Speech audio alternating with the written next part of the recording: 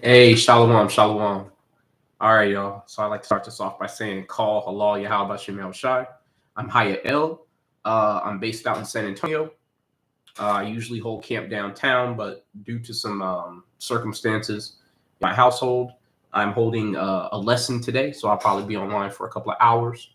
But I'm going to do a lesson that I didn't get a chance to give while I was at camp. Typically, I have, pretty long lessons when I go out. And a lot of times I don't get to give them because sometimes, there's too much traffic going by, too many people want to interact.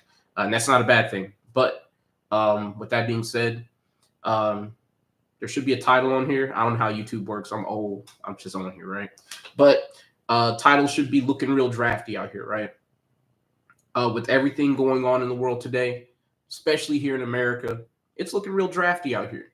You know what I'm saying? America's enemies have encircled her roundabout. Um, yeah, it's not looking good for Babylon. So, with that being said, let's get into this lesson. I'm gonna flow in the spirit by using the lesson as a framework, but I'm gonna grab scripture as it comes to me because when I take up old lessons, I like to add to them a little bit. But let's start. So we're gonna go ahead and go to 1 Thessalonians 5 and 1 through 9. So let's go ahead and pull it up here. All right. Actually, you know what? I wonder, can I share my screen? See, that tells y'all, man, I'm super old, man. I don't know how to do any of this. Let me do this. Oh, yeah, I can. It's down there. Come on. All right, so we're going to share our screen here. All right. Hold up. All right. Ooh, my Bible finally starting to fall apart, y'all. Might have to retire it, but 1 second, y'all. We're going to get the King James Bible up real quick. Let's get the 1 Thessalonians 5 real quick. And 1 through 9. And we're going to go ahead and share the screen here. All right. So this is 1 Thessalonians chapter 5 and verse 1. But of the times and the seasons, brethren, ye have no need that I run unto you. For yourselves know perfectly that the day of the Lord so cometh as a thief in the night. This is something that we keep trying to tell our people. Because what's happening now is you're essentially having all these judgments begin to befall not just Babylon, but befalling our people. And you have a lot of our people who are out here completely uncovered. They have no garment on to speak of, at least no righteous garment, right? And as a result, these are the times that our people are not familiar with, and they're going to fall prey to these times, all right? But moving on, verse 3, for when they shall say peace and safety, then sudden destruction cometh upon them, as travail upon a woman with child, and they shall not escape. So for those of y'all who are out here thinking, man, I know how to move. I got game. I got hustle. I got charisma. I'll make it work. I got news for you, man. Ain't gonna be no way out of this. You know what I'm saying? The Most High God is making it so that if you are not covered by his hand, you will not make it out of this alive. Something will take you out. But moving on, right? But ye brethren are not in darkness, that day should overtake you as a thief. Ye are all the children of light and the children of the day. We are not of the night, nor of darkness. That light is wisdom, right? So us being children of knowledge or children of the light, we're well aware of what's going on, not just from a scriptural sense, but just being aware of what's going on. A lot of our people don't even watch the news, and I'm talking about mainstream news. One of the things that shocks me when I'm out doing the work is just how oblivious the average Jake is to what's going on around them. Most Jakes don't have an idea of why the candidates are in place, whether it be Kamala Harris or Trump. They have no idea what their cabinets represent. They have no idea, what type of wars and conflicts are going on the planet. It's very bizarre for our people to be so unplugged, but it's very common, right? But we are the children of the light, and we are in no such position because we make it our duty, right, to know what's going on, to study these scriptures, right?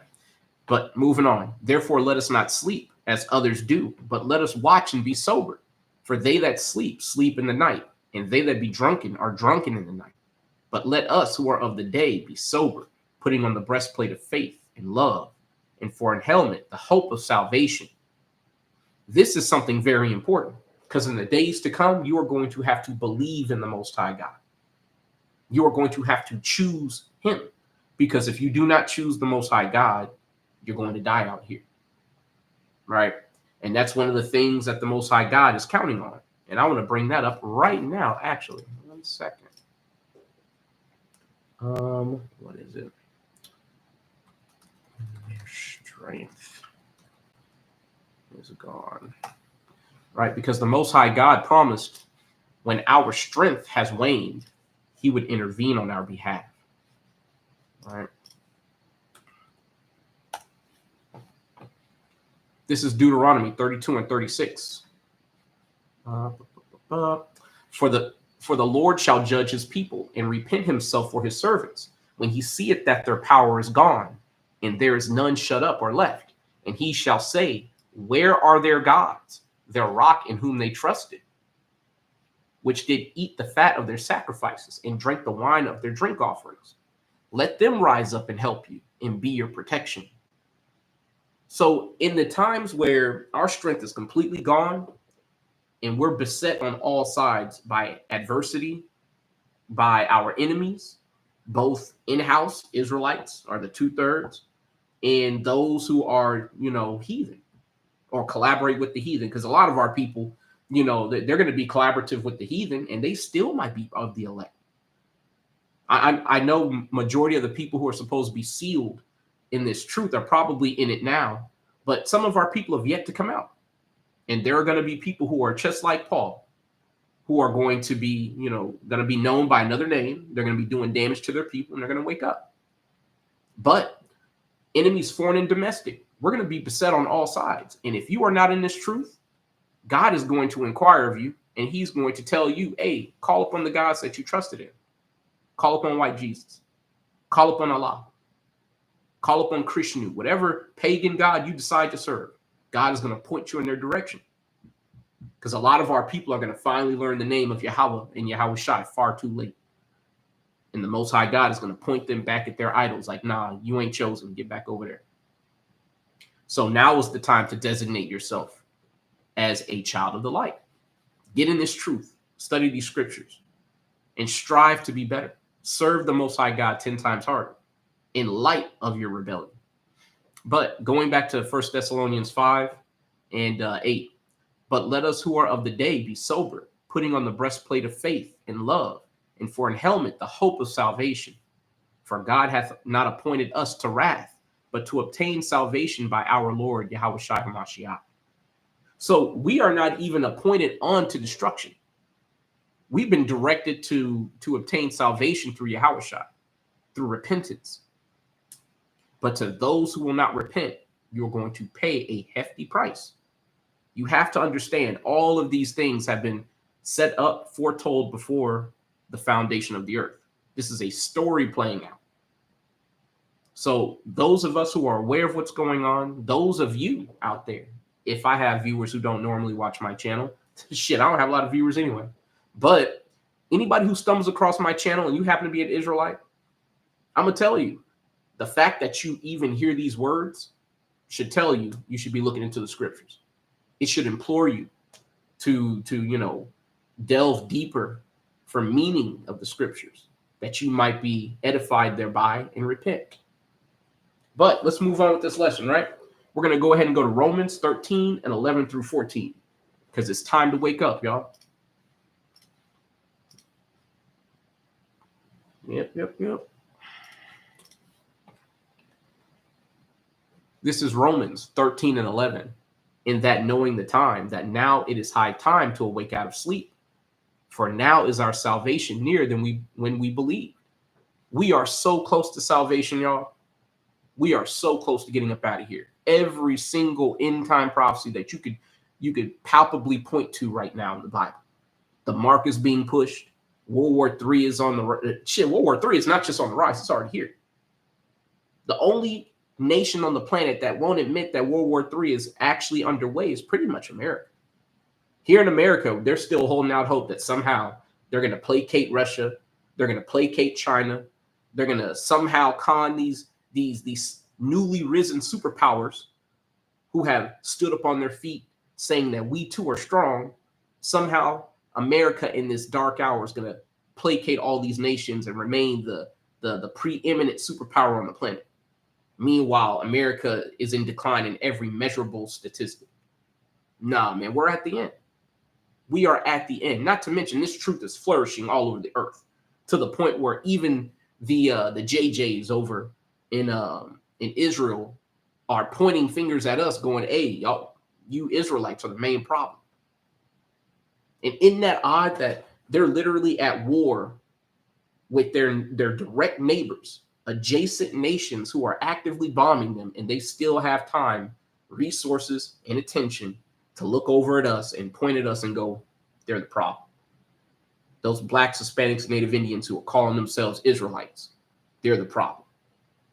So we're at the end, y'all. Very, very close. But moving on. Rereading verse 11. And that knowing the time, that now it is high time to awake out of sleep. For now is our salvation nearer than when we believed. The night is far spent, the day is at hand.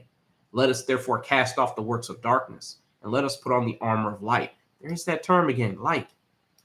We're supposed to be putting on this knowledge.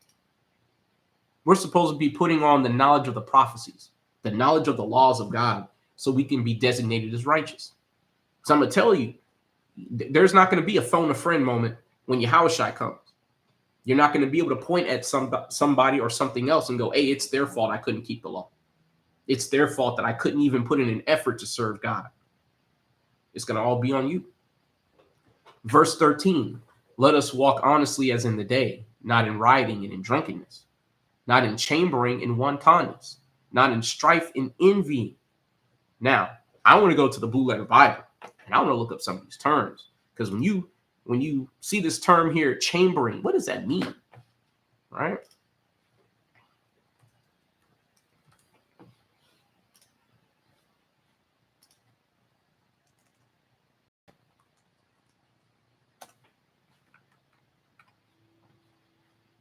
Because see, a lot of us, we're doing the exact things that we're not supposed to be doing in these times. The last basic seconds of this kingdom, the last vestiges of moments in this kingdom. And many of us are going to spend those moments engaging in things like sexual intercourse. See, it's this term here for the Greek Strong's entry, G2845. And it's pronounced, it looks like kote, but I'm going to play it anyway.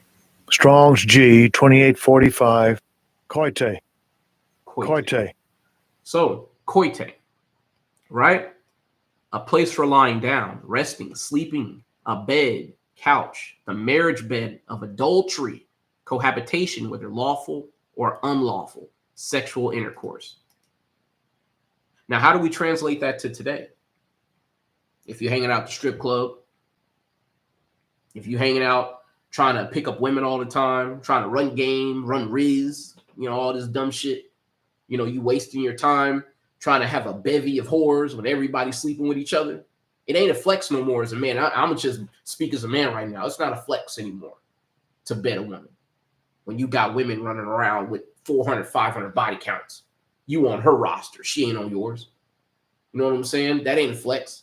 And many of us are going to wander into these very last times. You know what I'm saying? Simply trying to hop bed to bed. Shit is embarrassing. But that's how Jake going to spend his last moments. A lot of Jakes out here going to be doing that. And then wantonness, right? Unbridled lust, excess, lasciviousness, wantonness, outrageousness, shamelessness, insolence. Now, what is a shameless woman going to be counted as according to the Bible? Right? A shameless woman. It should be in Sirach, right?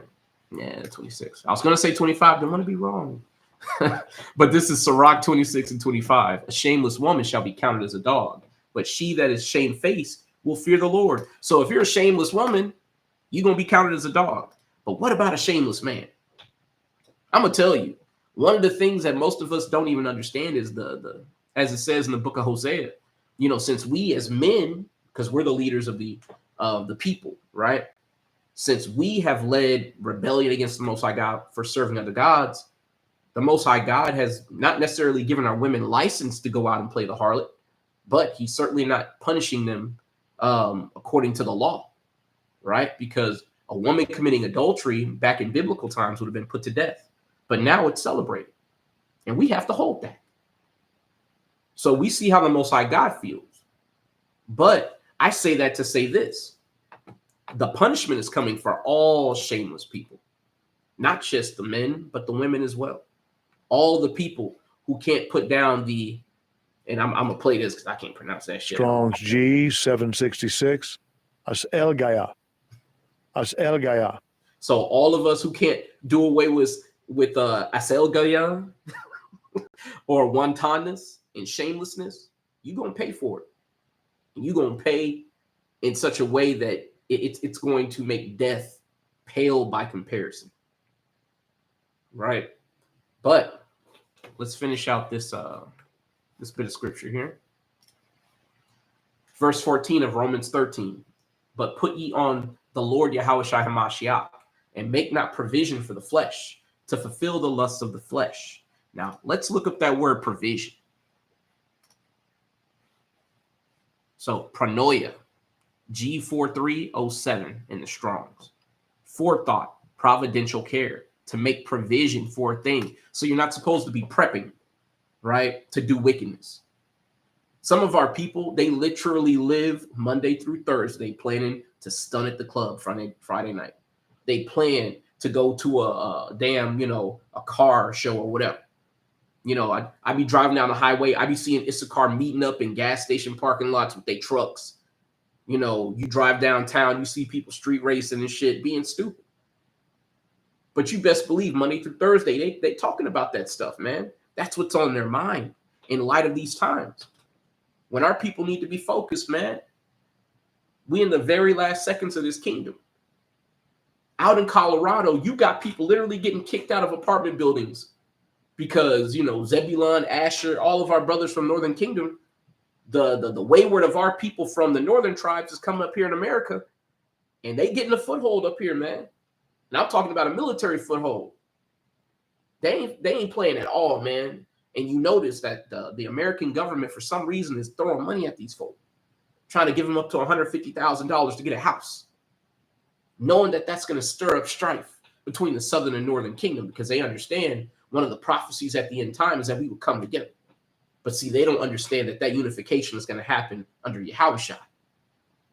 But they know enough about the end time prophecies through left hand interpretation to try to prevent us from being harmonized together, because we have a common enemy, right? Which are the Edomites, obviously so. But let's move on. We're going to go ahead and go to Deuteronomy 30 and 15 through 20, because there's a choice that needs to be made. And a lot of us are not aware that choice, right? Yeah, I'm just going to share the entire screen, man, because I'm tired of doing all this clicking. But there we go. Cool. Right? So there's a choice that needs to be made. And that choice is going to be made by every single Israelite on the planet, whether you want to make it or not. And it's such an important choice that the Most High God tried to give us the answer to that choice. And since we learn slow, we choose wrong more times than not. But this is Deuteronomy 30 and 15. See, I have set before thee this day life and good, and death and evil. One of the things that we have to understand is that will be all there is out here. It is going to literally, how do I say this? Where it's going to literally be the time of the quick and the dead. There's a movie, an old Western called The Quick and the Dead, right? And it's about basically gunslingers, whether they be outlaws, sheriffs, bounty hunters, don't matter. But the quick and the dead, They were literally separated by the skill that they had in gunslinging. Now we're going to be separated by our skills at keeping the laws of God. We're going to be separated. And if you can't keep the laws of God, you're going to do the wicked things that's necessary to survive, or you're going to fall by the sword. Right? But either way, Deuteronomy 30:15. See, I have set before thee this day life and good, and death and evil. And that I command thee this day to love the Lord thy God, to walk in his ways, and to keep his commandments, and his statutes, and his judgments, that thou mayest live and multiply. And the Lord thy God shall bless thee in the land whither thou goest to possess it.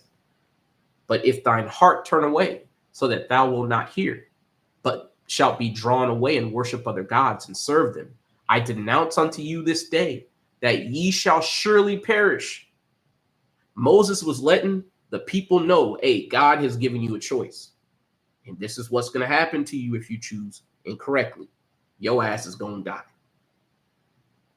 Moses did not mince his words.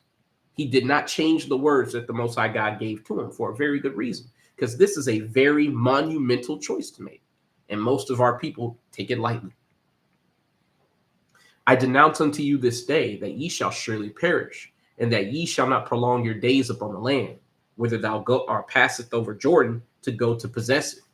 I call heaven and earth to record this day against you, that I have set before you life and death, blessing and cursing. Therefore choose life, that both thou and thy seed may live. You need to understand something. The Most High God is not giving passes because you're too young, or you're too old, or you're sick, or you got a late start, or your mama wasn't there, or your daddy wasn't there. The chance for you to repent is here now. That's why the prophets go out to the streets, whether you go out on Saturday or you catch the prophets out there throughout the week. The Most High God has sent the teachers of Israel back to the streets to let the people know, hey, the time is ticking. Judgment is here. Get right. And the Most High God is not giving exemptions. Keep that in mind, right? I call heaven and earth to record this day against you, that I have set before you life and death, blessing and cursing.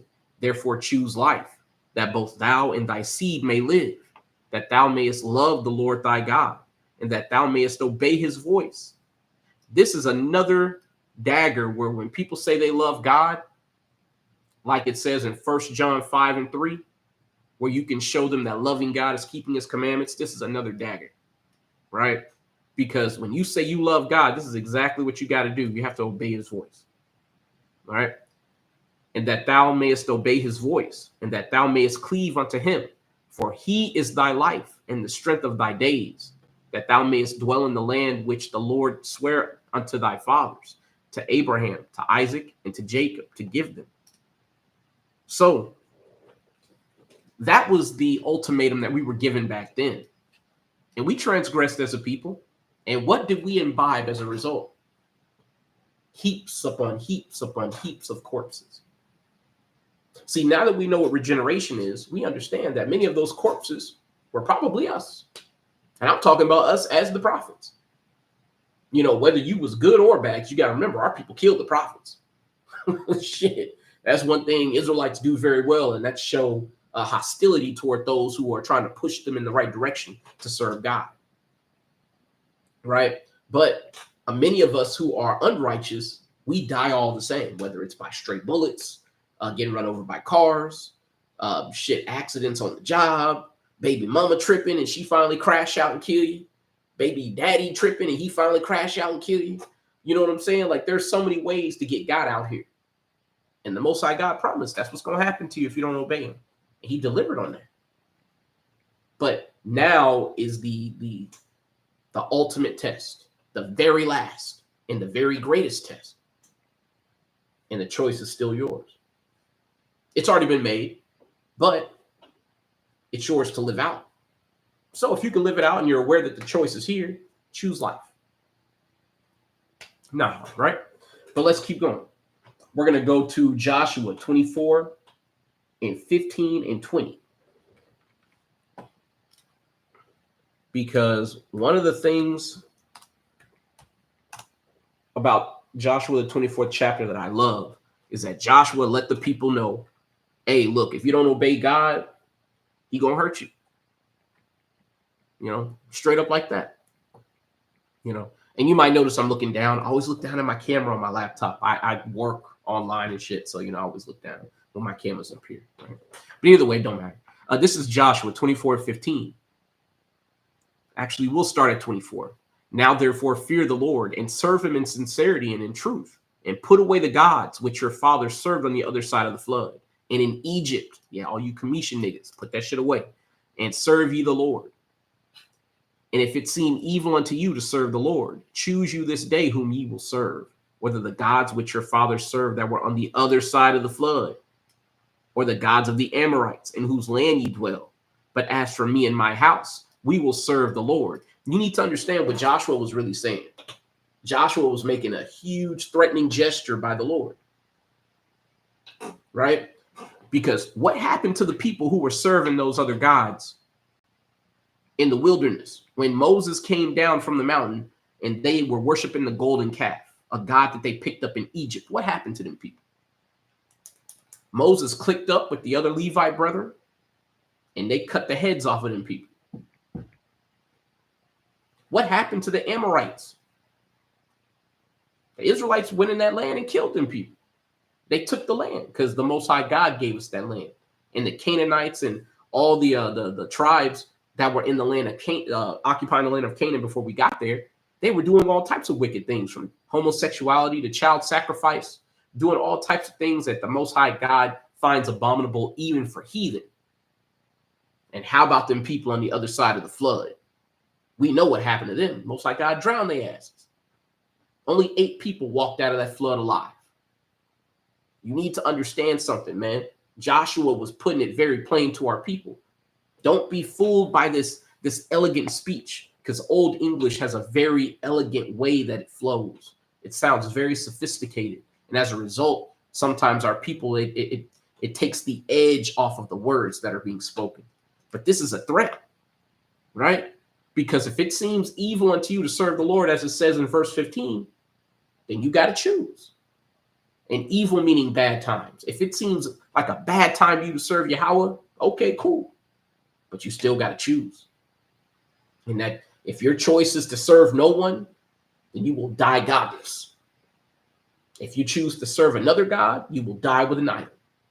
But if you choose to serve Yahweh, then you just might get that crown of life that we're endeavoring for, pushing this truth, doing this work.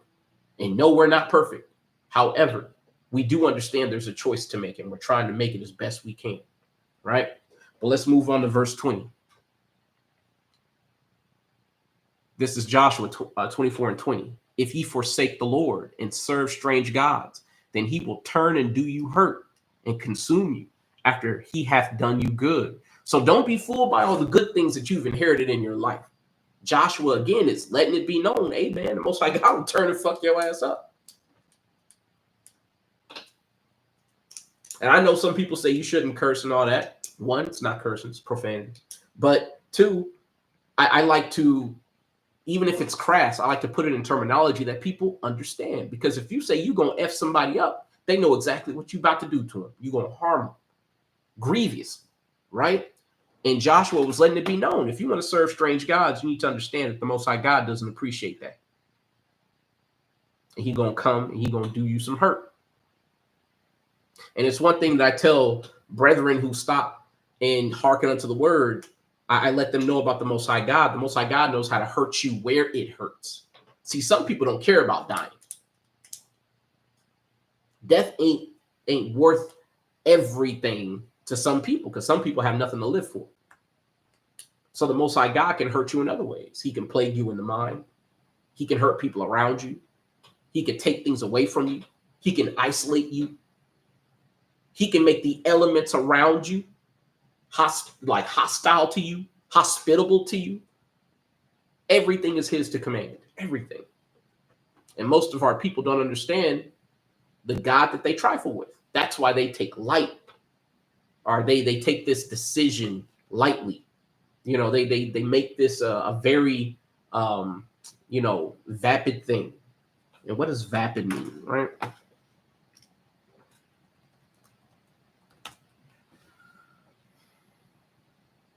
lacking liveliness, animation, or interest, dull, lacking taste, zest, or flavor, or flat, having lost its life and spirit, dead, spiritless, insipid, flat, dull, unanimated.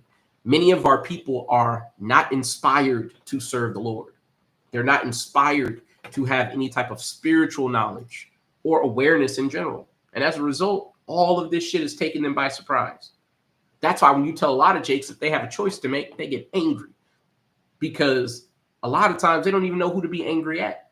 And you're just the person in front of them. Because to be told that you could do whatever you want in your entire life, and then somebody comes to you and lets you know, hey, look, there's a God that not only, cares what you do, but he already has a plan for what you're supposed to be doing. So there's actual structure to what you're supposed to be doing. There's a rule set, a framework of principles that has already been applied to your life. And you might just be out of code or out of regulation, meaning you're going to be corrected. But a lot of our people, they take issue with that. And as a result, they come at the first thing that they can, and that's the prophets. Right? But if you don't serve the Lord and you turn to serve strange gods, God going to turn and do you hurt, man. And we're seeing that hurt start to intensify as people try to go to the grocery store and they turning their pockets out, doing this shit like they the Monopoly man and shit, ain't got no money. Or they late on their rent, putting up TikToks talking about, hey, everybody, if you donate $1, I can make rent this month. You need to understand, man, this is people getting hurt out here. Because a lot of them people, they end up doing another TikTok in their car talking about, yeah, now we doing car TikToks. Now we living in the car now. We showering at Planet Fitness. We living in a storage shed. See, people falling through the cracks of society, man. And I'm going to tell you, as somebody who has made it a point to try to do outreach to homeless people, right? It's dark out there. It's dangerous out there. And we all going to have to fall to the streets eventually, because there ain't going to be no jobs out here. And if you don't want to take the mark, you don't want to take the jabs, you don't want to go fight in Ukraine, or you don't want to go fight in Taiwan, because eventually that shit going to pop off too. And these are all proxies for the major wars that are going to break out. Eventually there's going to be war here in America. All the combatants are in place. I was talking to my wife the other night, just about yesterday or the day before. And one of the things that kind of occurred to me was that largely we have, if you are of the elect and you are serving God and you are seeking him in righteousness, largely you have accomplished the race. But we have the final hazard and final hurdle to traverse and overcome. So you can take heart that the majority of the race is over. However, there's a final hazard to overcome. And it's going to require you to give your all. And most of our people are not even aware that there's a race to be won. They still serving, gods that they have no knowledge of.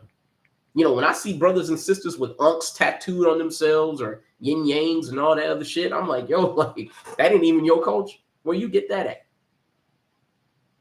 But that's because everything is taken lightly in Israelite circles, more times than not. We make a joke out of everything. But see, with this draft, it's going to bring a lot of people back to reality. And they're going to have to choose. But let's go ahead and go to Jeremiah 51 and 25 through 29. Right? Because the Most High God, he's beating the drums of war. Right? And this is something that our people need to take heed to. As a matter of fact, there's something else I'm going to grab too. We're going to get Amos real quick. 3 and 6. This is Amos 3 and 6. Shall a trumpet be blown in the city, and the people not be afraid? Shall there be evil in a city, and the Lord hath not done it? So the Most High God, he's mustering the battle. He's having all sorts of bizarre occurrences take place. All sorts of states of emergency take place. Whether you having to flee your house because of wildfires, flee your home because of, encroaching waters on coasts, ecological disasters, all types of things are happening right now. The Most High God is blowing the trumpet in the city. Not to mention now you got the so-called illegals, when really it's just Northern Kingdom coming against America. And the American government letting it happen because they want to implode the system. That's why they're giving them all the money. They basically telling the cops to back up off of them. You got all types of African migrants, people from Lebanon over here. You got people from China coming in by the hundreds of thousands, if not millions. You got all types of enemies coming into America. So the trumpet is being blown in the city. And the people are not afraid because the people are largely ignorant. But they don't understand that the evil that's going to be done in the city is going to be of the Lord. That's why we're telling our people, if you want to be preserved from these evils, you better get right now. Let's read this next verse and we're going to go back to Jeremiah 51. Surely the Lord God will do nothing, but he revealeth his secret unto his servants, the prophets. We're the children of the light. And we're trying to give that light to our people to show them the way. We're trying to illuminate the path before their feet so they make the right choice. They take the right direction. Because the kingdom of heaven is like a narrow, straight way beset on both sides by a pit of fire and a pit of water, as it says in 2nd Ezra. Right?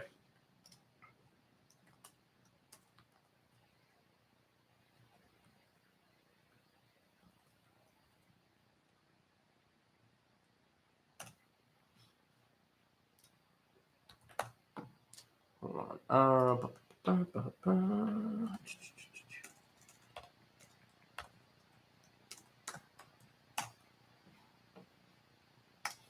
This is 2nd Ezra 7:7.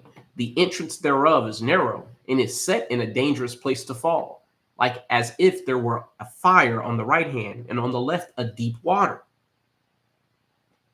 So this is literally talking about the city. If you go back to verse 6, there is also another thing. A city is builded and set up on a broad field, and it's full of all good things. This is talking about the kingdom. And then going to what we just read, the entrance thereof is narrow.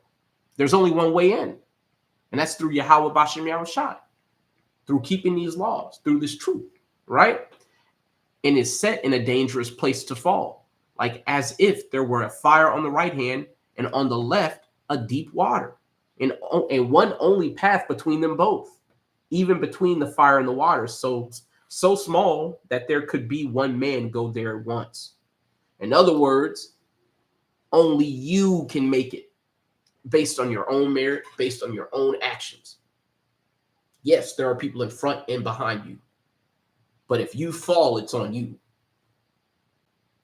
And if they're connected enough to drag you off the path, that's your fault. You're supposed to be separating yourselves from your enemies and taking heed of your friends.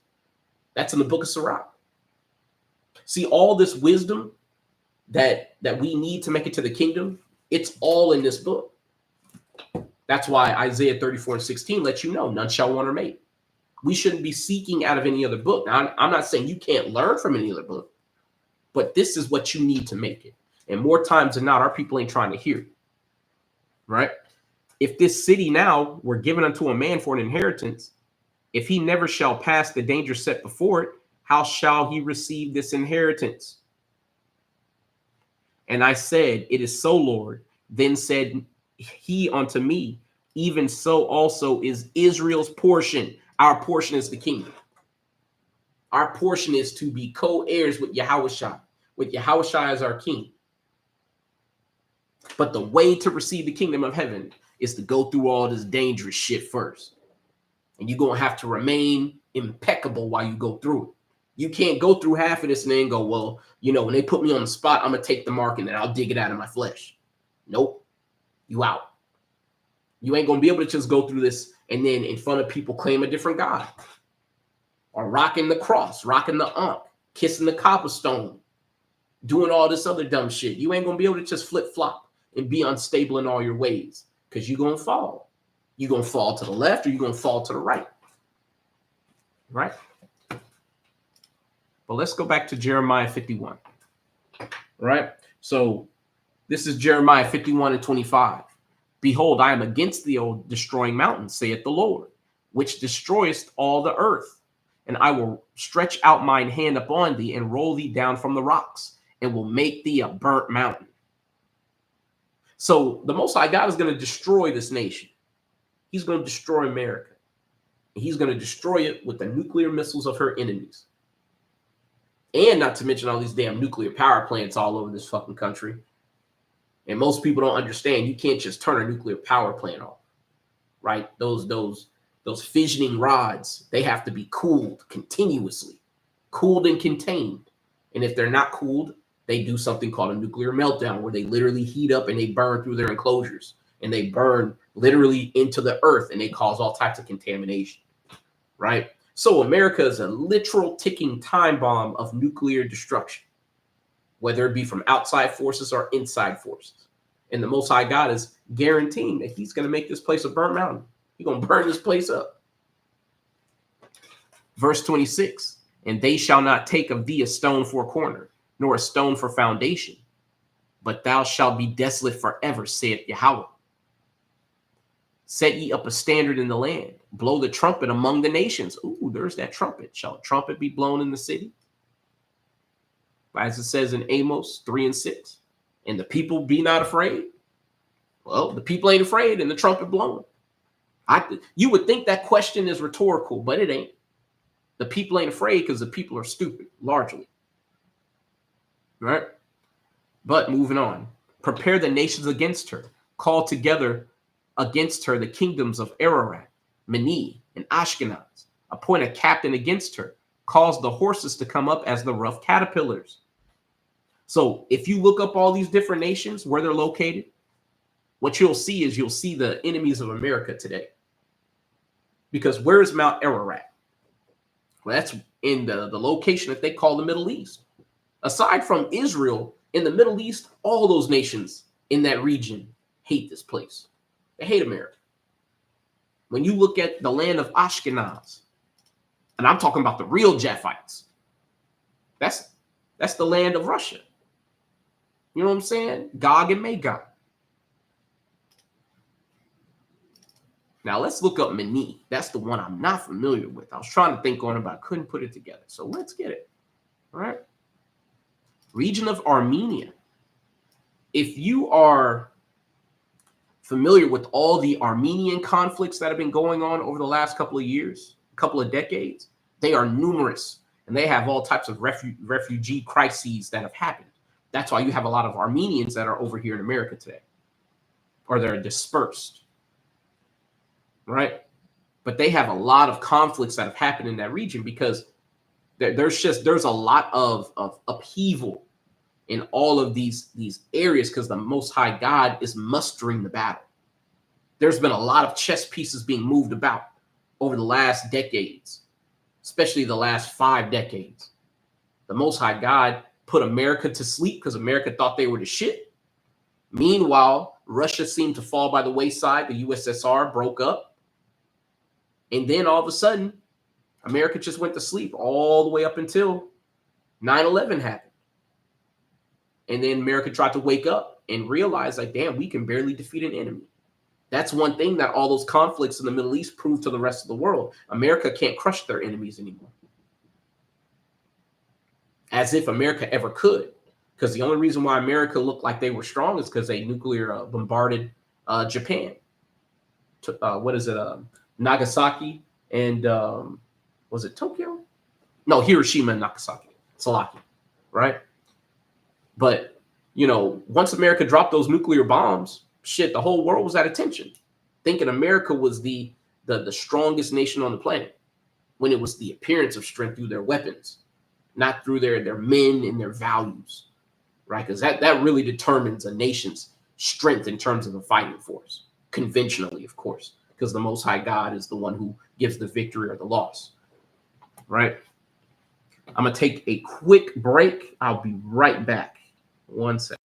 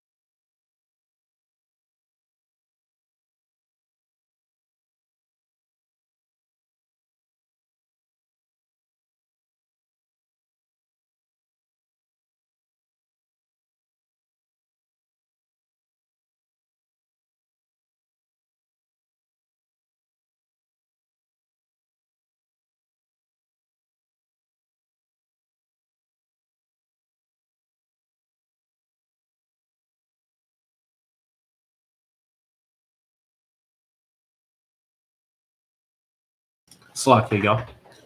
All right. But so we see all of America's enemies, they're basically besetting her roundabout. And, the Most High God, like I said, just a couple of moments ago, has been moving a lot of pieces around. And now you're seeing that these battles are primed to occur at any time. One of the things that I say repetitiously every Saturday is most of our people aren't going to understand the seriousness of this message until they hear air raid sirens for the first time here in America. When they hear it for the first time, or they get a warning like, hey, this area is literally extremely dangerous due to conflict. That is something that Americans have never had to experience in the last century, right, on American soil, where they literally are getting warnings like, hey, you can't go in this area because you could be killed indiscriminately by an enemy who's looking to do so-called Americans harm. And that is going to happen, right? And it's not going to just be Americans. It's going to be divisions along all sorts of lines, whether they be racial lines, lines of nationality, all sorts of lines of religion. People are going to be set against one another. But we're going to get into that. But let's go ahead and we're going to keep going because we're going to 29, right? This is Jeremiah 51 and 28. Prepare against her the nations with the kings of the Medes, the captains thereof, Gog and Magog, right? The captains thereof, and all the rulers thereof, and all the land of his dominion. And the land shall tremble in sorrow, for every purpose of the Lord shall be performed against Babylon, to make the land of Babylon a desolation without an inhabitant. The mighty men of Babylon have forborne to fight. Isn't that one of the things that's going on today? People who are saying, hey, if they do a draft, I'm not going. Military recruitment numbers are at an all-time low. And military members, their morale is at an all-time low. They have remained in their holds. Their might hath failed. They became as women. What? Wait a minute. That's not possible. How did these soldiers become as women?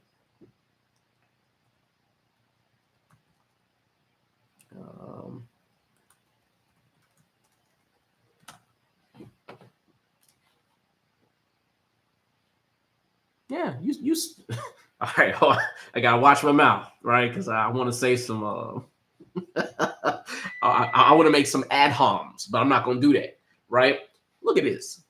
Look at this strong face nigga right here, right? Strong and brave, right? Look at this. Look at this. These are the soldiers in America, and this is in Australia. You see that patch right there? Wherever these people have set their foot, this is Esau's army right now. And I'm not saying everybody is like this, but they fill the ranks of those armies. So if the mentality and principles behind the military code of behavior and how you conduct warfare incorporates this, then that means that affects everybody. Because this person has to stand shoulder to shoulder with somebody. And if somebody like this is on the battlefield, then that means everybody around them has to have a back. Alleged. Because in any war, you have traitors. And that's going to happen here in America. You're going to have a lot of people who turn their back on serving in the American military. And all of these militaries where the Edomites rule. Right? They're going to turn their back because now you have no righteous principles. Look at it, like all you have to do is just type in train station American soldiers. Yes, I said train station, right? But just type it in and look at what comes up. It's not a secret to the rest of the world how America get down. Now we're going to reread this, right? This is Jeremiah 51 and 30. The mighty men of Babylon have forborne to fight. A lot of these people refuse to go fight because they have reassignment surgery to recover from.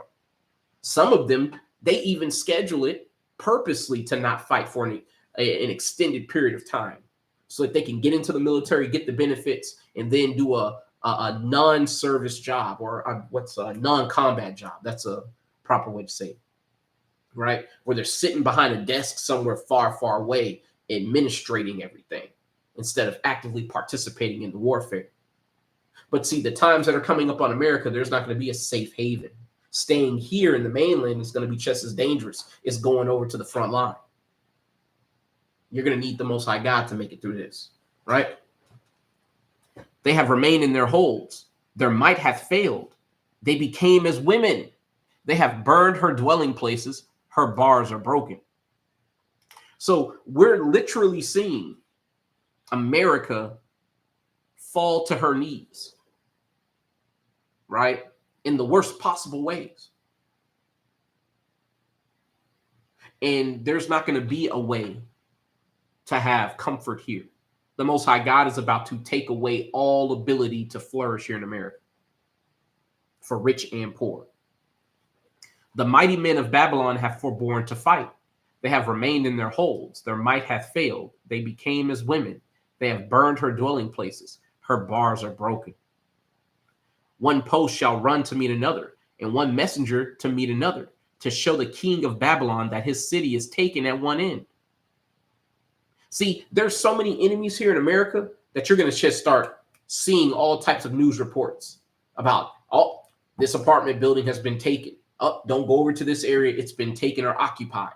It's dangerous to go into this city. It's dangerous to go down this road. Up this, don't go along the border of, Mexico. What is it? California, Arizona, and Texas, in New Mexico. Don't go across those borders because they're going to be highly contested. And America's still talking shit to all types of countries, like as if America could fight all of these different enemies simultaneously. That's why this place is going to be overrun by enemies, right? But let's go back, because I think that's all I needed. All right. We're going to go to Revelation 16 and 12 through 15, because this gathering that's about to take place with all the nations is going to be for judgment. Manifold judgment at that. Not just the judgment of the Israelites, but the judgment of all the nations, right? Because the heathen got to get judged too.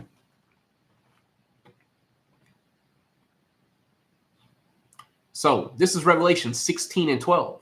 And the sixth angel poured out his vial upon the great river Euphrates, and the water thereof was dried up, that the way of the kings of the east might be prepared. Now, you would assume that this would be metaphorical.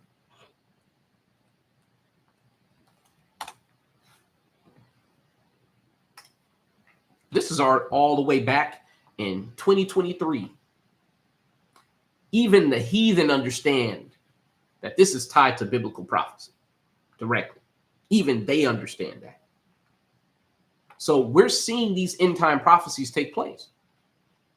It's not a secret anymore. If you want to see images, look at this. Before, after. People walking on the dry riverbed of the previously filled Euphrates.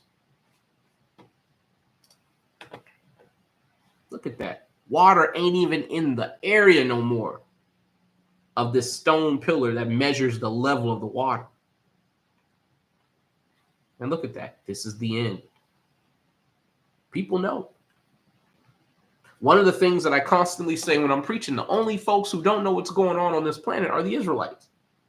We the only niggas walking around don't know what's going on. These other nations understand what's going on. Because once upon a time, they were squeezing us for information. That's why all these nations, they take us captive and they refuse to let us go. They didn't just take us, they stole our holy texts. They went and they occupied our lands. They went into our temples, the temple, right? Because we had synagogues, but they also took our temple. The many parchments and scrolls and books and things that we've written throughout the ages. They've stolen all those things. And you best believe, although the average heathen isn't going to be knowledgeable about a lot of that stuff, but the elite of their people are certainly knowledgeable about it. That's why you see it trickle down, right? But Revelation 16:13. And I saw 3 unclean spirits like frogs come out of the mouth of the dragon. Dragon is America, or Esau, essentially, right? And I saw 3 unclean spirits like frogs come out of the mouth of the dragon, and out of the mouth of the beast, and out of the mouth of the false prophet. For they are the spirits of devils, or liars, working miracles, which go forth unto the kings of the earth and of the whole world, to gather them to the battle of that great day of God Almighty. You need to understand these frogs, these are the emissaries, those who go. Actually, no, we're just going to pull that word. We're going to pull that word. But these are the emissaries that are employed by Babylon to go around this earth and to preach lies and great swelling words. Like we have emissaries that go over to Ukraine and tell, Zelensky, hey, you can win the war. Just keep fighting. We're going to send you more weapons, more money. Hell, we'll even send you troops on the low. Just don't tell nobody. And see, now, if you look at other, what's the term for it? It's not mainstream media, alternative media. If you look at alternative media sources, you're seeing reports of American soldiers showing up dead. Soldiers from Australia, soldiers from France, soldiers from the UK. See, that's why when people think World War III is not going on right now, they're just not knowledgeable about the things that are happening. But they are happening, right? An emissary, an agent sent on a mission to represent or advance the interests of another. Now let's reread this again. And I saw 3 unclean spirits like frogs come out of the mouth of the dragon, and out of the mouth of the beast, and out of the mouth of the false prophet. For they are the spirits of devils, working miracles, which go forth unto the kings of the earth and of the whole world, to gather them to the battle of the great day of God Almighty. So if they have emissaries going to these nations telling them, hey, you can win the battle. We have these bullet systems that can fire up to 1 million rounds in 6 seconds. They literally have things like that, right? We have the Iron Dome and missile interception technology. They're telling a lot of these nations, hey, we got the weapons to keep you safe. Just trust in us. Taiwan, the people in Taiwan are literally Moabites. Why are they in league with America? Because of this. I mean, very simple when you understand what's being said in these scriptures, right? But verse 15, behold, I come as a thief. Blessed is he that watcheth and keepeth his garments, lest he walk naked. Wait, why does it keep talking about clothes and garments? Right? The garments of righteousness are literally right here. They're in this book. It's the righteousness through keeping the laws of God, through doing the things that we've been set forward to do by the Most High. That is our righteousness. That's why when you read in 2nd Ezra chapter 2, it talks about our people. Actually, you know what? I'm not going to just talk about it. I'm going to bring it up. Why not?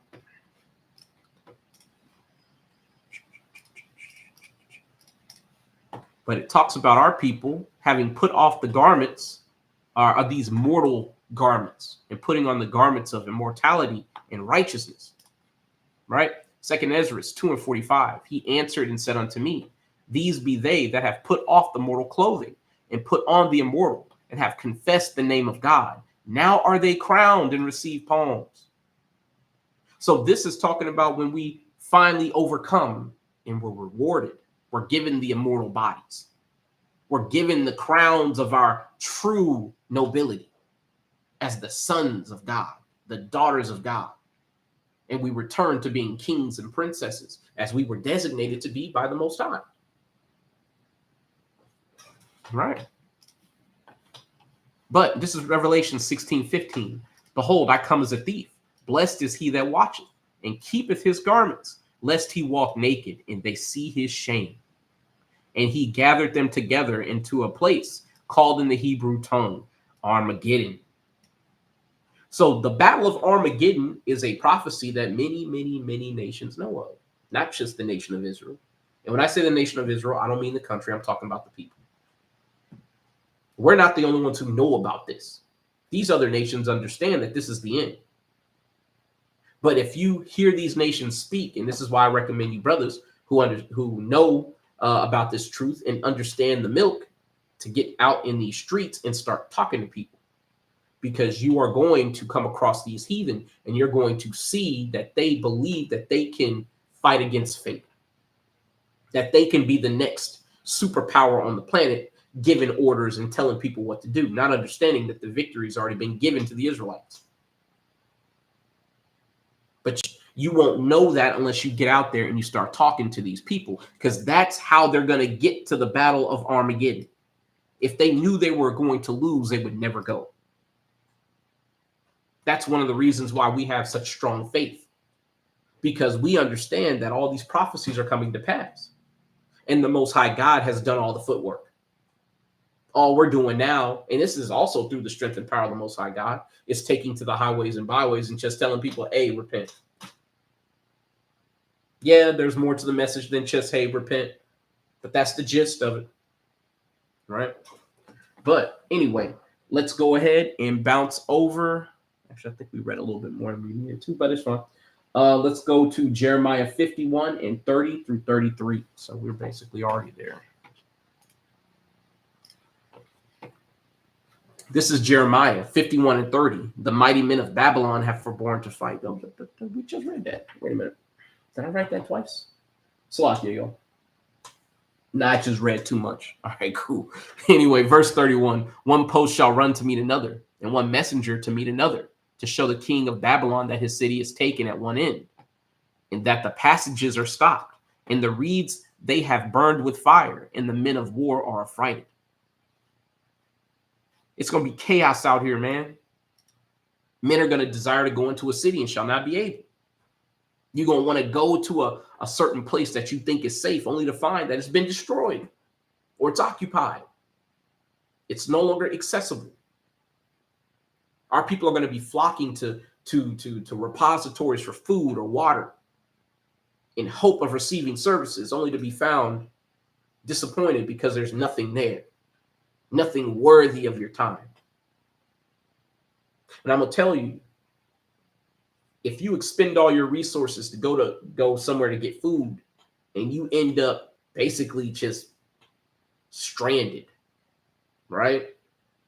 Because there's going to come a time where you're not going to be able to afford gas in your car. Hell, there's going to come a time where you're not going to be able to drive a car if it's not one of these new cars where the computer can take over and drive. They're about to cage the people in with the technology as well. You got AI and robots to worry about. See, all the passages are going to be stopped up. There's not going to be anywhere to go. And the only way to go is going to be to fall by the wayside or to walk the straight and narrow path to the kingdom. But again, the choice is yours. Verse 33, for thus saith the Lord of hosts, the God of Israel, the daughter of Babylon is like a threshing floor. It is time to thresh her. Yet a little while, and the time of her harvest shall come. I want y'all to see what threshing is.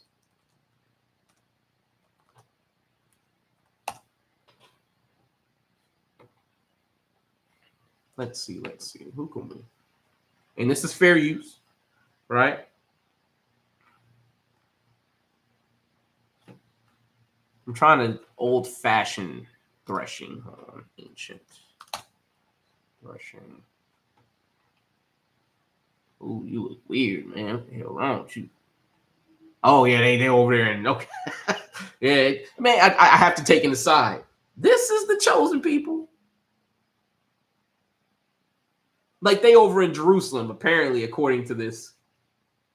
Okay, they reconstructed a camp. All right, I'm about to say, but still, these folks be talking about they the chosen. Anglo-Israelism is a thing too, where the so-called white man was calling himself an Israelite. That's why them people over in Israel, or the Israelis, claim to be Israelites as well, knowing they don't fit none of the characteristics that the Bible says we're supposed to look like. But these folks think they chosen. But either way, when you talk about threshing, you're literally talking about pulverizing corn, pulverizing it, beating it, right? Reducing it to powder. Again, fair use, right? You see him grinding it. right? There is a term that people who face combat utilize.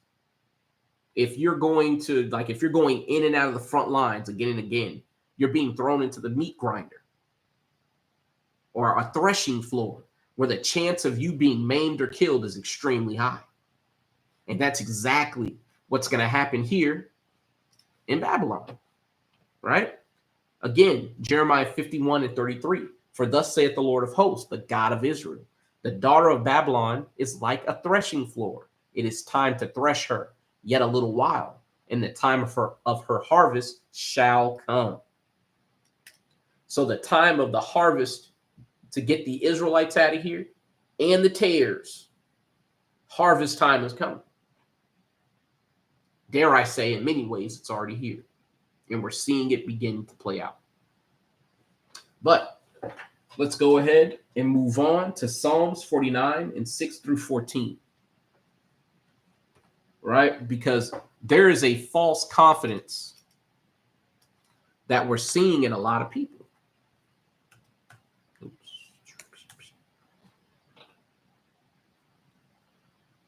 Right? Because a lot of our people, we trust in our jobs, we trust in our strength and our health. We trust in the white folks around us. You know, some of our people still think that these Edomites got the juice, and they don't.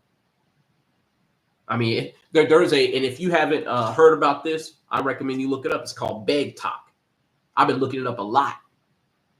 And what you have is people going on social media begging. Don't need a reason. They just on there begging. You got niggas, as soon as they get enough money begging to pay their rent, they turn around and they beg for something else they need, whether it's a computer, a car, whatever. And the more money they get, the more they beg. And then you got people on there, they desperate begging, where they like, yo, I'm about to get put out. I need X amount of dollars. Right? People are trusting in this place. And it's going to only be to their destruction. But this is Psalms 49:6. They that trust in their wealth and boast themselves in the multitude of their riches, none of them can by any means redeem his brother, nor give to God a ransom for him. So if God says your time is up, you gonna die here, that's it. You can't crowdfund enough money. You can't raise enough via GoFundMe. You can't strip and twerk hard enough on OnlyFans to make enough money. You're gonna go down according to how the Most High God has ordained you to fall here in Babylon. For the redemption of their soul is precious, and it ceaseth forever, that he should still live forever and not see corruption. For he seeth that wise men die, likewise the fool and the brutish person perish, and leave their wealth to others. So those who are wise, we understand that your wealth don't protect you. I can have $1 billion in the bank, and if I die, that billion gets divided up to whatever organization gets to take it, or whoever I've bequeathed it to through a will, right? So there is no way to avoid the judgment of the Most High God. None can deliver from his hand, right? As it says in Deuteronomy 32:39, right? Is that all I need here? Let me make sure. Oh, we reading the 14. All right, cool. Right. Verse 11. Their inward thought is that their houses shall continue forever, and their dwelling places to all generations. They call their lands after their own names. This is talking about these damn Edomites, man. Everywhere they go, they displace the native inhabitants and they rename it something according to their will. And they often name it after their own so-called heroes, right? Amerigo Vespucci, America. You know, Leo Scipio Africanus, Africa. Romulus and Remus, Rome. You see what I'm saying? It's just that these people call these lands after their own names. They can't help themselves. And because Israelites, we treasure the ways of the Edomites best of all out of all the heathen nations that we go sipping after. You know what I'm saying? We did the same thing. Because Europe was named after one of our women. You know what I'm saying? Europa. But either way, right? Verse 12, nevertheless, man being in honor abideth not. he is like the beasts that perish. So our people, men in general are not honorable. We are not of the nobility that all men have been given by way of giving or having been given dominance over the beasts of the earth. The dominance that we've been given through being the children of Adam. Right? We don't conduct ourselves worthy of such an elevated position. We often behave as animals, and we die all the same. This their way is their folly, yet their posterity approve their sayings. Right? What is posterity? Right. Let's look that up.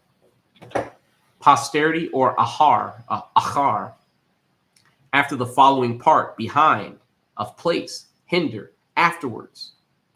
Right? So in their wake,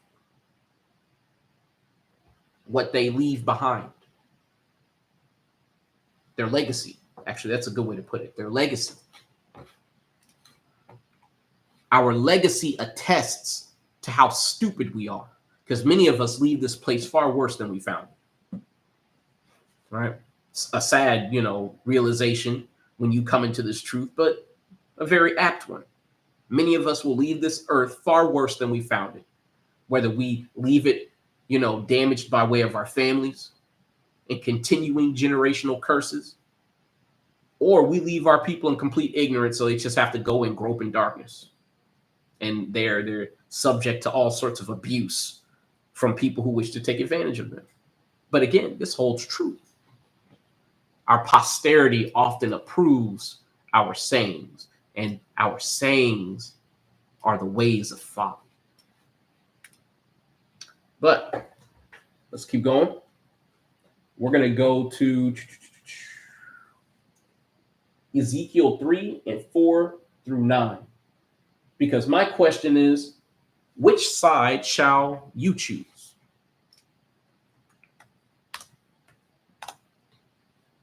Right?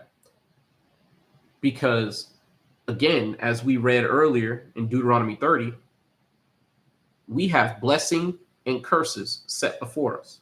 Life and death, good and evil. Again, what will you choose? This is Ezekiel chapter 3 and verse 4. And he said unto me, Son of man, go, get thee unto the house of Israel, and speak with my words unto them. For thou art not sent to a people of a strange speech and of a hard language, but to the house of Israel. Not to many people of a strange speech and of an hard language, whose words thou cannot understand. Surely had I sent thee to them, they would have hearkened unto thee. One of the things that you'll quickly understand when you go preach, no matter how simple you make your words, no matter how soft and demure you try to appeal unto our people, many of our people are so hard-headed, so stubborn, and so inherently hostile toward their own, it doesn't make a difference. And they will be hostile towards you. Often more so, the more welcoming you are toward them, because they think you're an easy mark. It's a sad state of affairs, but this is very true. We are not sent to a people who don't understand us. We preach to our countrymen about the edicts of the Bible, the prophecies that we've been given through the strength and power of the Most High God, the ability to understand. And many times our people, they spit in our faces. They pull guns on us. They cuss us out. I've had the cops called on me more times by my own people than I have had by these damn Edomites. And I've had the cops calling me a lot. Now, keep that in mind. But, more times than not, it's a Jake who calls the cops. And they literally stand around, because they ain't got time to talk to me, but they'll stand around and see if I get arrested. And when I don't get arrested, that makes me even more angry. You know what I'm saying? Shit crazy. But either way, right? But you see here, in verse 6, the Most High God is acknowledging, had I sent you to a people who don't even speak the same language as you, they would have turned back before your people. They would have listened to you, because they would have put in the time and effort to come to understand you and got the message. But not the Israelites. Verse 7, but the house of Israel will not hearken unto thee, for they will not hearken unto me. For all the house of Israel are impudent and hard-hearted. What does impudent mean? Let's see. Could it mean disrespectful?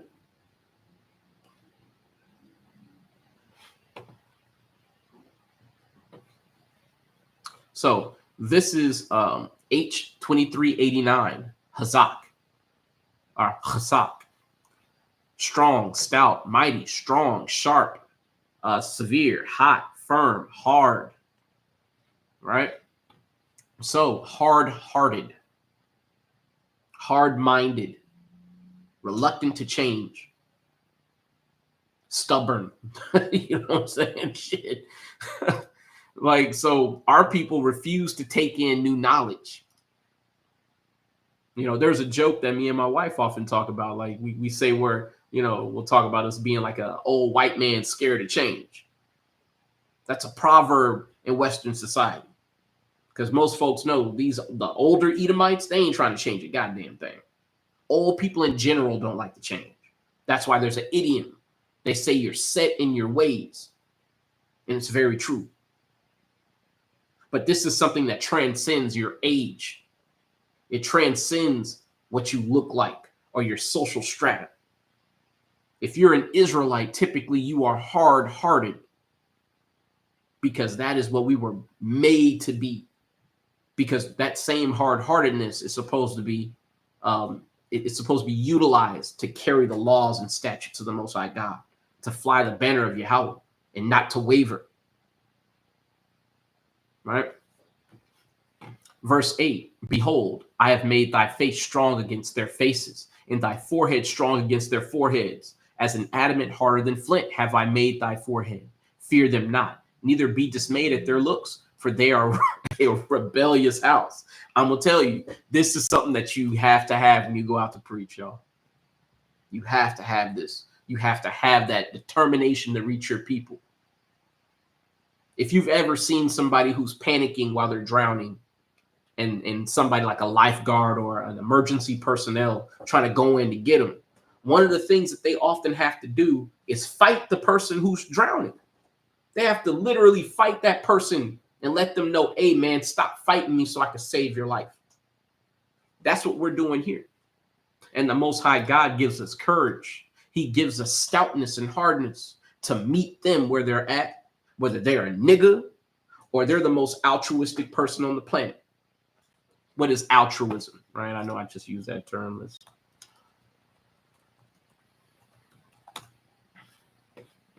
Unselfish, concern for the welfare of others, selflessness. This is something that's very, very rare in our people, and that is selflessness. People who are willing to give you their last. Most of the time, our people won't even give you their damn 520th when they got 2 million of them. They go get your own. Get your own bag. Get a job. You know what I'm saying? So the Most High God had to make us just as hard as them, just as stubborn as them, to do the work in righteousness and sincerity. All right? So I think that's all we needed. Yeah, and then we're going to go to Jeremiah 2:25. Yeah, that goes with this. Right? And I'm putting these two together for a reason. Right? Because one of the things that we have to understand is when we're giving this truth out, the response that you should get is that our people come up, attentively listen, get fed the knowledge, contemplate, and then give a retort or a rebuke. Instead, a lot of our people reject it offhand simply because they're too stubborn. And we're going to grab this in another translation because I know it's hard to understand in Old English. This is Jeremiah 2:25 in the New King James. Withhold your foot from being unshod and your throat from thirst. But you said there is no hope. No, for I have loved aliens and after them will I go. Or let's do it in NLT because I was hoping that first part would be different or more basic. When will you stop running? When will you stop panting after other gods? But you say, save your breath. I'm in love with these foreign gods, and I can't stop loving them now. I've literally had elders tell me, well, I've been a Muslim my whole life. You think I'm supposed to stop now? I've been smoking for 30 years. Why stop now? Why stop now that I'm coughing up, phlegm and all types of shit out of my lungs, and I'm all sick and I'm broken down. But why stop now? I got 3 decades in the game. I got a score in 10 years. It's like that's how Israel be thinking, man. The longer they a nigga, the more prone to niggerism they are. It's ridiculous, but that's our people. That's why the Most High God had to make our head strong against their head, our forehead strong against their foreheads. He had to gird us with knowledge so we could tear down them strongholds and have them limping away from us, metaphorically, of course, and intellectually bleed because they then got cut with these scriptures and they can't retort. And they go home and they start thinking about it. And then eventually you see that same brother or sister and they come back and sometimes they even apologize to you. And then they want to talk it out. It happens. Again, to you brothers who are knowledgeable about this truth, I recommend you get out to these streets and put a brick down, at least one. Shit, at least say you put a brick down in building the kingdom to come. Go tell somebody about this truth. Get somebody. You know what I'm saying? Because when Yahushua come back, he gonna ask, hey man, what did you do? Right? When this draft pops off and you asking God, please make a way out of this for me. If you ain't put in no work, why would God do that for you? Why should he? I know I would. If I was the Most High, I'd be like, nigga, you ain't done nothing for me. So I ain't gonna do nothing for you. Right? But let's go to Jeremiah 51 and 1 and 2. Right? I know we've been in Jeremiah a lot, but we're gonna keep going back as long as we need to. This is Jeremiah chapter 51 and verse 1. Thus saith Yahweh, behold, I will raise up against Babylon and against them that dwell in the midst of them that rise up against me a destroying wind, and will send unto Babylon fanners that shall fan her. What are all these migrants doing in here as Babylon falls? Turmoil of all sorts is taking root here, and you got people who are not even native to this country, not even born here, don't even have citizenship here. They just crossed into this nation and they just here waiting for things to pop off. Well, they're the fanners. The Most High God brought them people over here. All these prophecies are happening before our eyes, man. That's why to y'all who are worried about a draft, hey man, that draft coming. Right? You just need to understand what to do when it does come. And it don't matter if you go to jail for 5 to 10 years, because guess what? That's going to be a light sentence compared to going to Ukraine and getting blown up. All right? But to finish it out, Jeremiah 51 and 2, and will send unto Babylon fanners that shall fan her and shall empty her land. For in the day of trouble, they shall be against her round about. See, in the day of trouble. Them folks, they just waiting. When you look at them videos of people who are all paranoid, they be putting the camera on Zebulon, brothers from Guatemala, and Costa Rica, all these different people from Central America and South America. They just be standing on corners chilling, and they paid. You know what I'm saying? American government giving them all types of WIC and child support and all this other shit, or subsidies. Not child support. I don't want to say that, but they are subsidizing food stamps, WIC, TANF, all that stuff, giving them money for houses, and they standing around. They just waiting for the day of trouble, and they're going to be against this place when that day of trouble comes. Against him that bendeth, let the archer bend his bow, and against him that lifteth himself up in his brigadine, and spare ye not her young men, destroy ye utterly all her host. So they're going to be against these American troops. They're going to be against these cops. They're going to be against all the authorities here in Babylon. You need to understand, ain't nobody going to be caring about the kings and princes of this place in that day. It's going to be warfare out here. You're going to have all types of militias going on. People who just saying, you know what? We renounce our citizenship.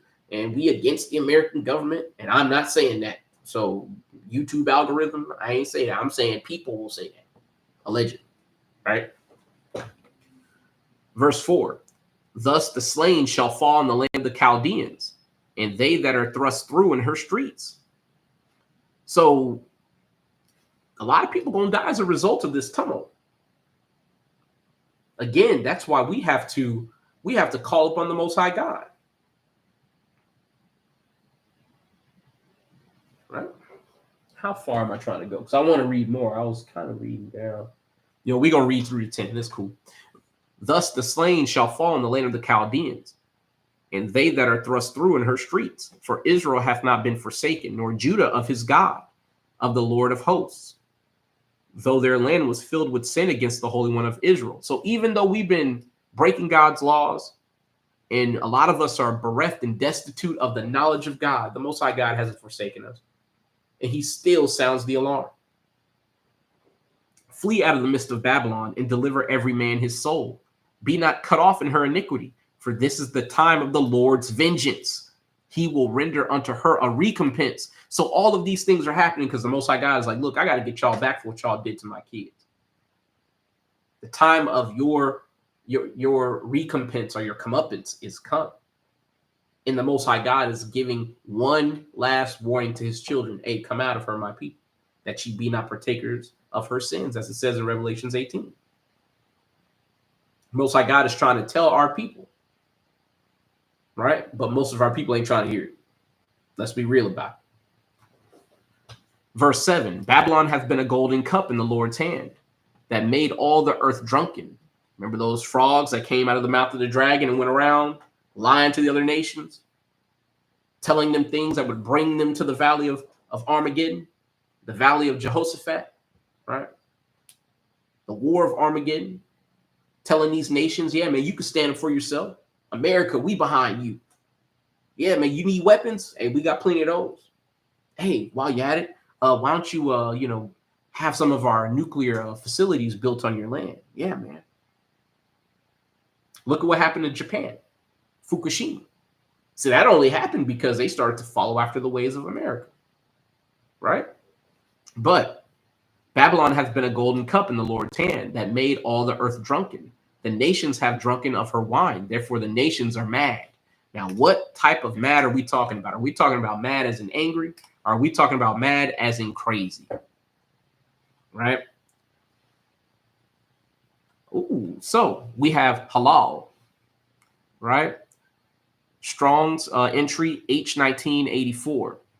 To shine, to praise, to boast or be boastful. Okay. A lot of the nations who follow after Babylon have certainly followed after Babylon in this regard, being boisterous, right? But also to make a fool of or make into a fool. Many of these nations have become overly stupid and destroyed themselves. Look at China. China is one of the most heavily populated and yet heavily polluted lands on the planet. And India is not far behind. Nations like that where you have billions of people congregated in all types of slum-like areas, heavily polluted areas. I think the Ganges River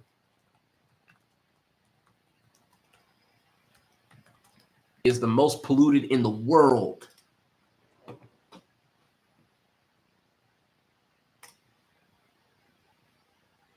This river provides water to about 40% of India's population across 11 states. It serves about 500 million people, more than any river in the world. It is severely polluted with human waste and industrial contaminants. Why is that? Because they follow after the ways of Babylon instead of respecting the environment. The environment is to be used like a tool. These people are drinking the same water they shit in. And we can't even point the finger here in Babylon because not only, at least it's just shit water over there, primarily, right? Because it does say industrial contaminants. But here in America, your very toilet cleaner that you have in your bathroom has forever chemicals in it. All those industrial dyes from candy like Skittles, Sour Patch Kids, like red 40 or yellow 40, red 5, blue 1, all those things that they're carcinogenic. They're neurotoxic. Diet soda. You have something called phenylalanine, right? Or aspartame. It breaks down into phenylalanine, and it's a neurotoxin. You've got so-called PFCs. How do you say it? Chlorofluorocarbons. These are gases that actively destroy the ozone and destroy the environment.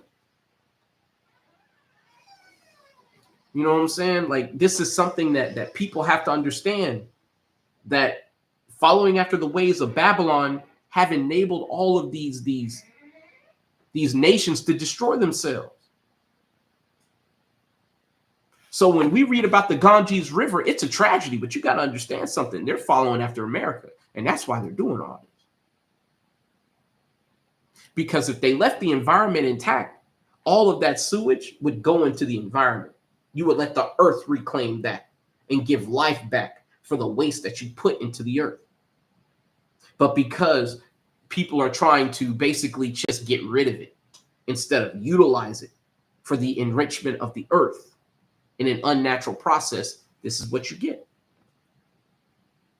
They have rivers in Nigeria that literally just flow with plastic bottles and other waste and trash.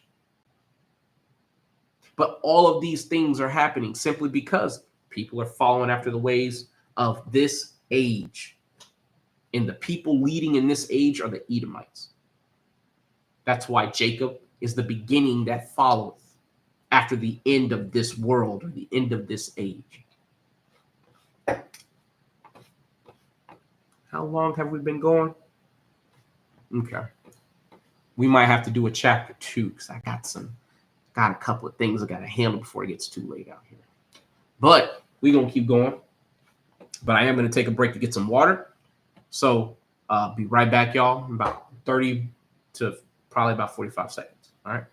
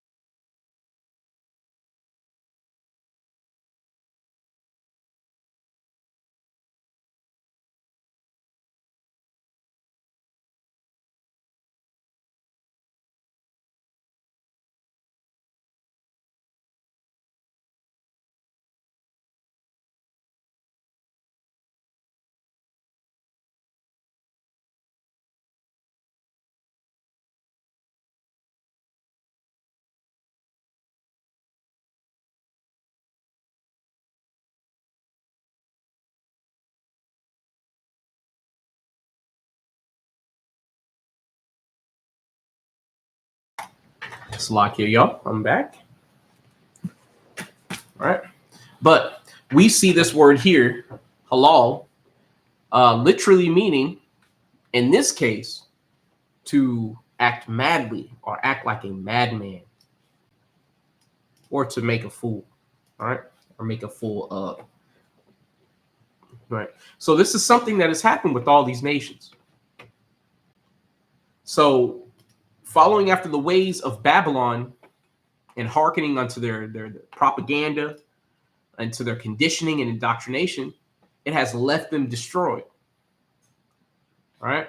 But moving on, this is Jeremiah 51:8. Babylon is suddenly fallen and destroyed. Howl for her. Take balm for her pain. If so be, she may be healed.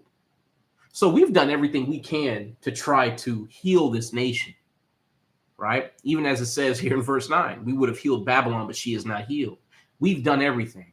We've invented all sorts of wondrous things that this country has made trillions of dollars off of, have exported to all corners of the earth. We've made a wonder out of this place, a marvel even. And despite it all, Babylon is still fallen. Forsake her, and let us go every one into his own country. For her judgment reacheth unto heaven, and is lifted up even to the skies. The Lord hath brought forth our righteousness. Come, and let us declare in Zion the work of the Lord our God. We're supposed to be declaring in our people, with our people, the works of God. We're supposed to be breaking down why all these things are happening. We're supposed to be giving our people their heritage back. And I'm going to tell you, it's something that will shake you and bring tears to your eyes when you see the gears start to turn behind the eyes of our people, and they start to contemplate and they realize, damn, I'm not just a nigga. I'm actually an Israelite. That's why when they walk away, you always ask them, what tribe you come from? And when they affirm it, when they take hold of it, it's something worthy of tears. Because you have to understand, for so long, our people have been without their heritage. But we're supposed to be declaring the works of the Most High God amongst our people. But anyway, let's keep going, y'all, because we have a ways to go. But we're going to go to Isaiah 13 and 11 through 22. Because to all you folks out there who are saying, well, shit, why don't we all come together? You know what I'm saying? We can hold hands and be part of the Rainbow Coalition and help each other. God didn't tell you to do that. You know? And it's sad that we have to keep reminding our people of that, despite all the sufferings and punishments that we've incurred for trying to integrate with everybody else. But we have to keep reminding our people, hey, that has never benefited you, and it will not benefit you now, especially in light of these times. But this is Isaiah 13 and 9. Behold, the day of the Lord cometh, cruel both with wrath and fierce anger, to lay the land desolate, and he shall destroy the sinners thereof out of it. For the stars of heaven and the constellations thereof shall not give their light. The sun shall be darkened in his going forth, and the moon shall not cause her light to shine. And I will punish the world for their evil, and the wicked for their iniquity. And I will cause the arrogancy of the proud to cease, and will lay low the haughtiness of the terrible. So the Most High God is saying, hey, look, man, I'm about to judge the earth. You got to understand something, man. These heathen, they understand what time it is. They know there's a grand accounting about to take place on this planet. You even have some nations, or people within certain nations, who are willing to admit that we're the Israelites and already are willing to prostrate themselves before the servants of the Lord, to ingratiate themselves in light of the times to come. Because they understand that the Most High God is about to lay their kingdoms low and raise up his children. All right. I will make a man more precious than fine gold, even a man than the golden wedge of Ophir. Now, this ain't just talking about any old man, right? Because when you look at this, it just uses the word Adawam, right? Just man. But the reality is, this is talking about a man of the Lord. We are going to be more precious than fine gold because we are going to be very rare. And we're going to have something that no one can buy or kill to acquire, and that's wisdom. Right? Even a man than the golden wedge of Ophir. Therefore I will shake the heavens, and the earth shall remove out of her place, in the wrath of the Lord of hosts, in the day of his fierce anger. So in the day of visitation, when Yahushua cracks them skies, you're going to see all types of upheaval in nature itself. The sky going to be all types of different colors. The earth is going to tremble. It's probably going to be really dark. It's going to be a terrible day. But those of us who are preserved from the said perils of that day, it's going to be quite something to come out on the other side in the kingdom, with Yahushua, giving out crowns to the Israelites who have overcome.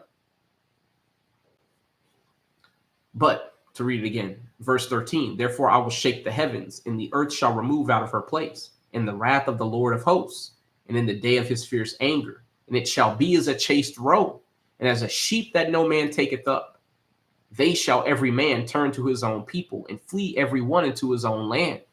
Every one that is found shall be thrust through, and every one that is joined unto them shall fall by the sword. So all you niggas who thinking you part of a rainbow coalition, good luck.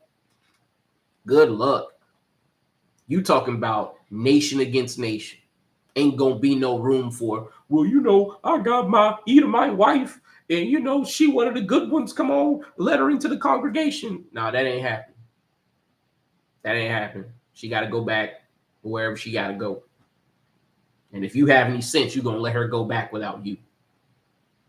To you women who've married into heathen households, you married the sons of the heathen and born their children, you have a choice to make, and it's gonna be a hard one. But considering how they treat you, more times than not, if you understand who you are and you choose the ways of your own people, they're gonna treat you like shit, because they're gonna spit you out, because that's of the Lord. I was looking at a program of basically a divester regret, right? And it was a woman from Kenya. She's part of the Kikuyu people. These are the so-called Bantu descended peoples who were sold into the sub-Saharan slave trade, along with our brothers called the Zanj, the Zanj from Zanzibar, right? Zanj meaning black or Negro, right? So she's of the tribes that are essentially our people. She married I believe an Elamite who was a Hindu. And the moment she switched back to Christianity, he started putting the beats on her like Timbaland, treating her like trash. She said that man beat her at the funeral of her son. He just beat the shit out of her. And then she had to burn her son's body. She had to cremate it, all battered and bruised up, until there was nothing left of his body, according to their rituals or their traditions. But she had a choice to make. And eventually she had to walk away from her entire family and return back to her people. But she made the choice. You know what I'm saying? And this is something that for the confusion of faith, definitely start, this is just a little aside. Remember these names here, right? Because they often connect to other groups of people, and they'll let you know who's who. Right. So these are some of our people who are scattered over in Kenya. But either way, those who refuse to separate from these heathen, you're going to die with them, because judgment is upon these people. This is Isaiah, and I'm going to read it again, 13:14. And it shall be as a chaste roe, or as the chaste roe, and as a sheep that no man taketh up. They shall every man turn to his own people, and flee every one into his own land. Every one that is found, and you will be searched for. That's the implication. They're going to be looking for people who don't belong there. Everyone that is found shall be thrust through, and everyone that is joined unto them shall fall by the sword. Their children also shall be dashed to pieces before their eyes. Their houses shall be spoiled, and their wives ravished. See, people don't understand the horrors of war here in America, because for the most part, America has been exporting the horrors of war. But now it's about to be imported in mass. And people are going to get a taste of what these other nations have had to consume, some fairly regularly for decades, if not centuries. Right? Is that all I wanted here? Isaiah. All the way to 22? All right, cool.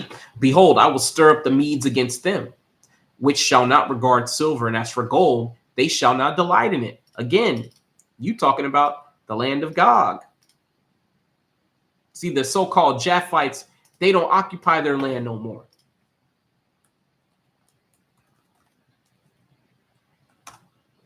And if they do, they occupy that land in a very reduced capacity. Let's see.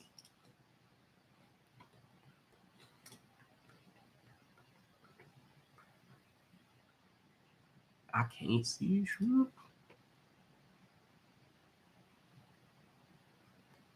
So you've got Persia going all the way back into Eastern Europe. All right. Hold on, let me see if I can get a better one. And then we're going to get a world map.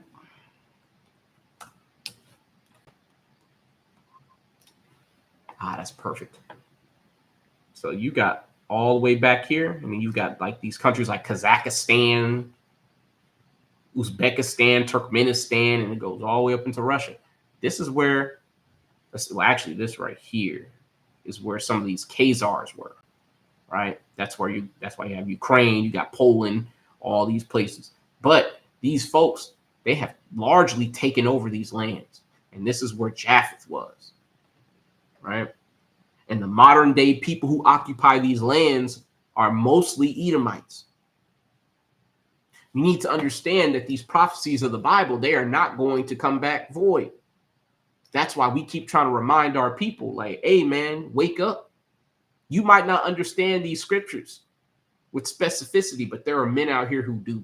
And I'm not saying I'm the best teacher and I'm the most knowledgeable. I certainly am not. However, we are numerous out here, though we be stretched thin. Because the harvest is plentiful, right? As Yahushua said, the harvest is plentiful, but the laborers are very few. There's very few men who have the mettle, right, to go out and do the work.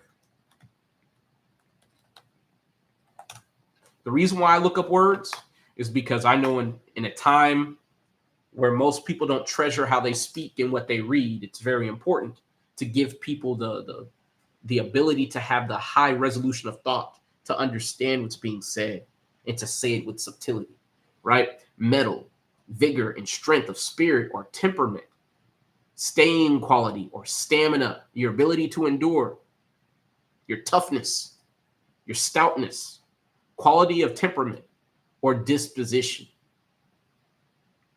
right? So it's always a good thing to be of high mettle. You know what I'm saying? To have courage.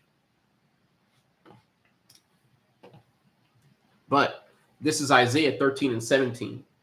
Behold, I will stir up the Medes against them, which shall not regard silver, and as for gold, they shall not delight in it. Your wealth isn't going to save you from what's to come.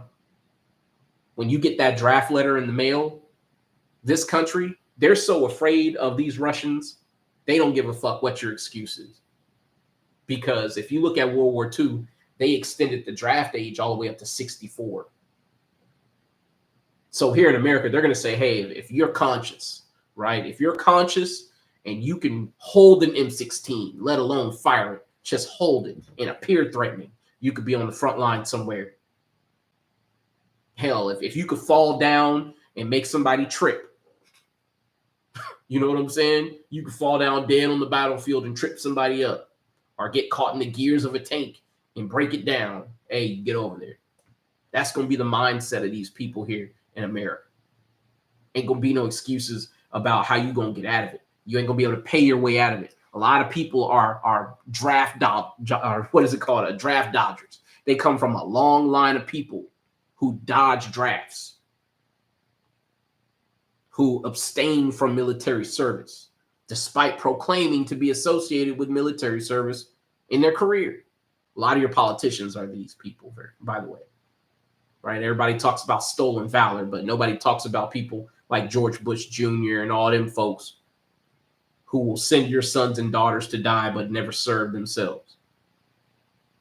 But either way, their bows also shall dash the young men to pieces. These bombs and these bullets, they're going to be destroying these young men. Look over in Ukraine right now, where you're talking about thousands of people are dying pretty much every hour. They're already talking about at least 400,000 Ukrainians are dead as a result of this conflict. And that's only after a couple of years. And I'm not even talking about years of intense fighting. The fighting has just intensified. As a matter of fact, 15,000 Ukrainians.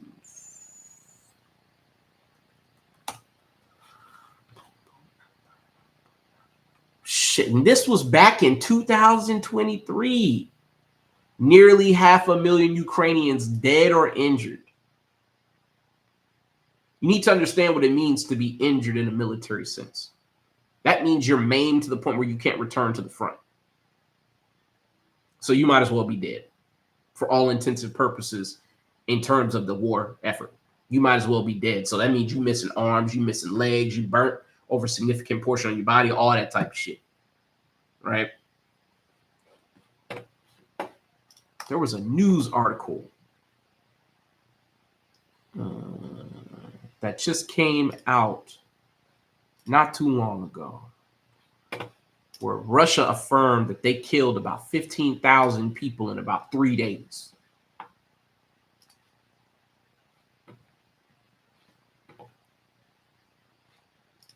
I don't want it, y'all. Oh, y'all gonna do that? Okay. But you can get the gist, right? This came out August 31st, 2024. Ironically, it's 6:06. I don't know why. Like, again, these folks, man, in these numbers, like they think they slick, but they ain't. And if you actually break it down, that's 3, 1, 8, 9, 6, 6. And then what's August? 8, 9, 6. These folks think they're slick, but they're not. Simple gematria right here. But it's right in front of people's faces. Most people don't see it. But reading on, some 16,000 Russian soldiers have been killed in Ukraine since April, as the death rate on the front lines has been climbing this year. You need to understand, they're incurring heavy losses on both sides. And now they're starting to see all sorts of, dead soldiers from all over the earth. As I said earlier, you're seeing dead soldiers from America, Britain, France. World War III is already underway. It's just the big guns haven't been brought out yet, and they're about to be. So we already see these young men being dashed to pieces. And they shall have no pity on the fruit of the womb. Their eye shall not spare children. And that's another thing that we're seeing. We're seeing nations dropping bombs on people indiscriminately, whether it's carpet bombing, which I thought was a war crime, right? Russia's carpet bombing now, just like America carpet bombs. Indiscriminate bombing of areas. Don't give a damn if there's hospitals, schools, all that shit. Right? Verse 19, in Babylon, the glory of kingdoms, the beauty of the Chaldees' excellency, shall be as when God overthrew Sodom and Gomorrah. It shall never be inhabited, neither shall it be dwelt in from generation to generation. Neither shall the Arabian pitch tent there, neither shall the shepherds make their fold there. But wild beasts of the desert shall lie there, and their houses shall be full of doleful creatures, and owls shall dwell there, and satyrs shall dance there. You need to understand, this is all talking about what's going to happen to Babylon. But this is what Babylon has been doing to other nations. That's why it's coming back full circle. Right? And the wild beasts of the island shall cry in their desolate houses, and dragons in their pleasant places, or palaces. And her time is near to come, and her days shall not be prolonged. Again, her time is near to come, and her days shall not be prolonged. Meaning it's very close. Though it tarry, wait for it. It shall surely come. It will not tarry. In other words, though it seems to not be here yet, just wait. And when it comes, it's going to come all at once. And that's exactly what we're seeing. We're seeing escalations very quickly. But for the longest time, it seemed like nothing at all was going to happen. It seemed like they could talk this out, that there was very deliberate efforts at restoring trust and affirming relations between people. And all of a sudden now you see all these Edomite countries, they're at each other's necks. Because you need to understand, Russia's full of Edomites. Ukraine is literally a state that was part of Russia at one time.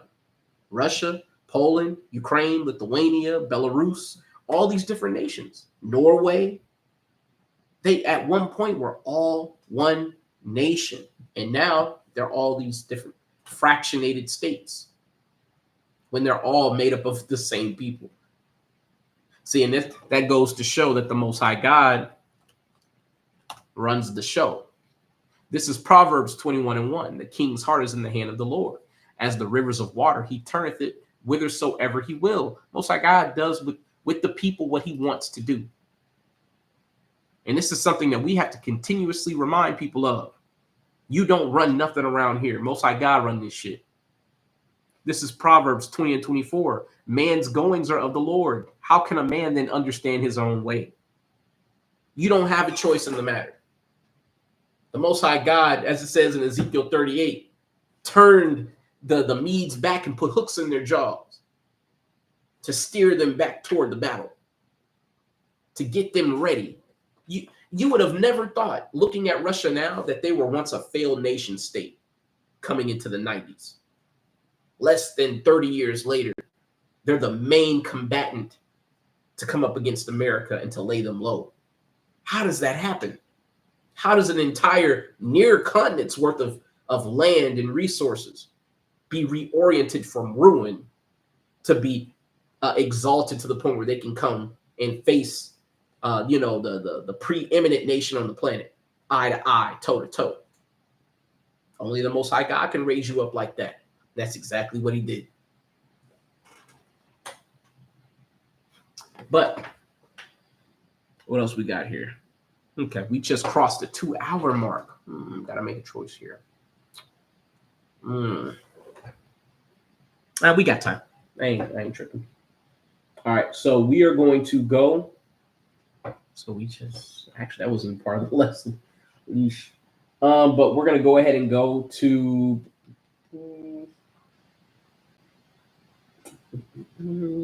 just looking at my lesson here, Salakia, y'all. Because if I give this entire lesson, we might be here for 5 hours. So I'm trying not to do that. Trying my best. But let's go to Deuteronomy 20 and 1 through 4.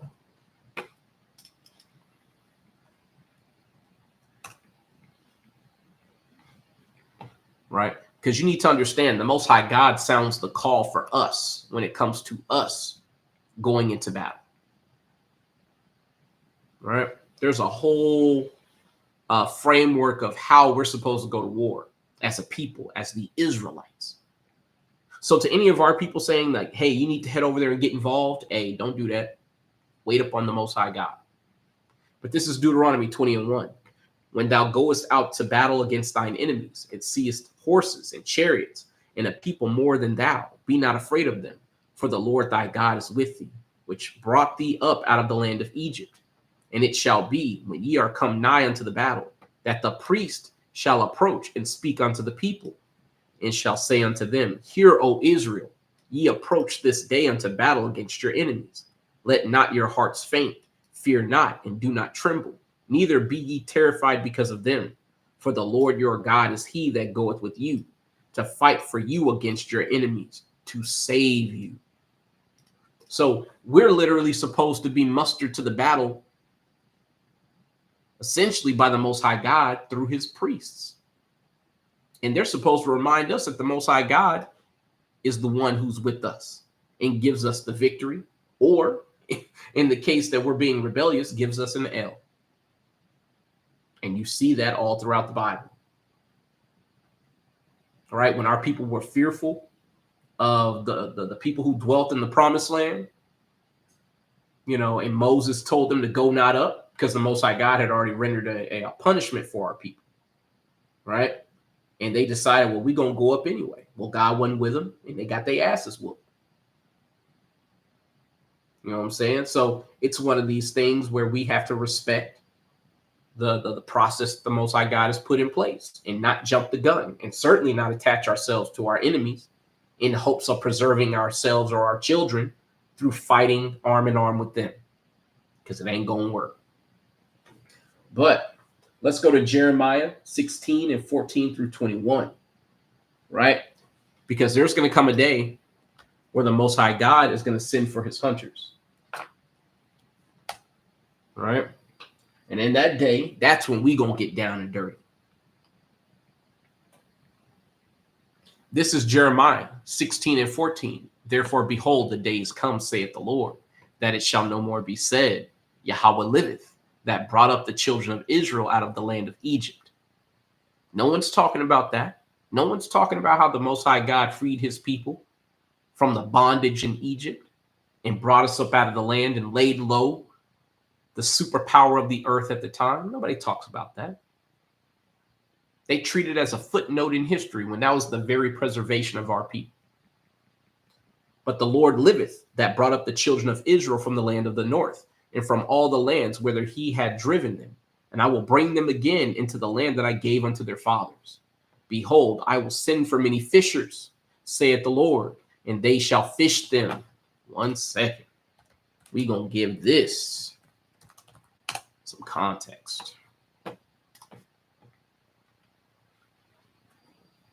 This is Matthew 4 and 18. And Yahushua, walking by the Sea of Galilee, saw two brethren, Simon called Peter, and Andrew his brother, casting a net into the sea, for they were fishers. And he saith unto them, follow me, and I will make you fishers of men. What did Yahushua commission these men to do? To preach the gospel. Preach it to who? The Israelites. So, we are these fishers. Those of us who take to these highways and byways to preach this gospel, to preach the times of prophecy to our people. We are fishers of men. But the reality is, fishing season is about to expire. And if fishing season is past and there's no need for fishers, then we turn into another season. Let's see what season comes next. Jeremiah 16 and 16. Behold, I will send for many fishers, saith the Lord, and they shall fish them. And after will I send for many hunters, and they shall hunt them from every mountain and from every hill and out of the holes of the rocks. So all of these people who are thinking, hey, we're going to hide in these rocks, right? To escape the judgment of the Lamb.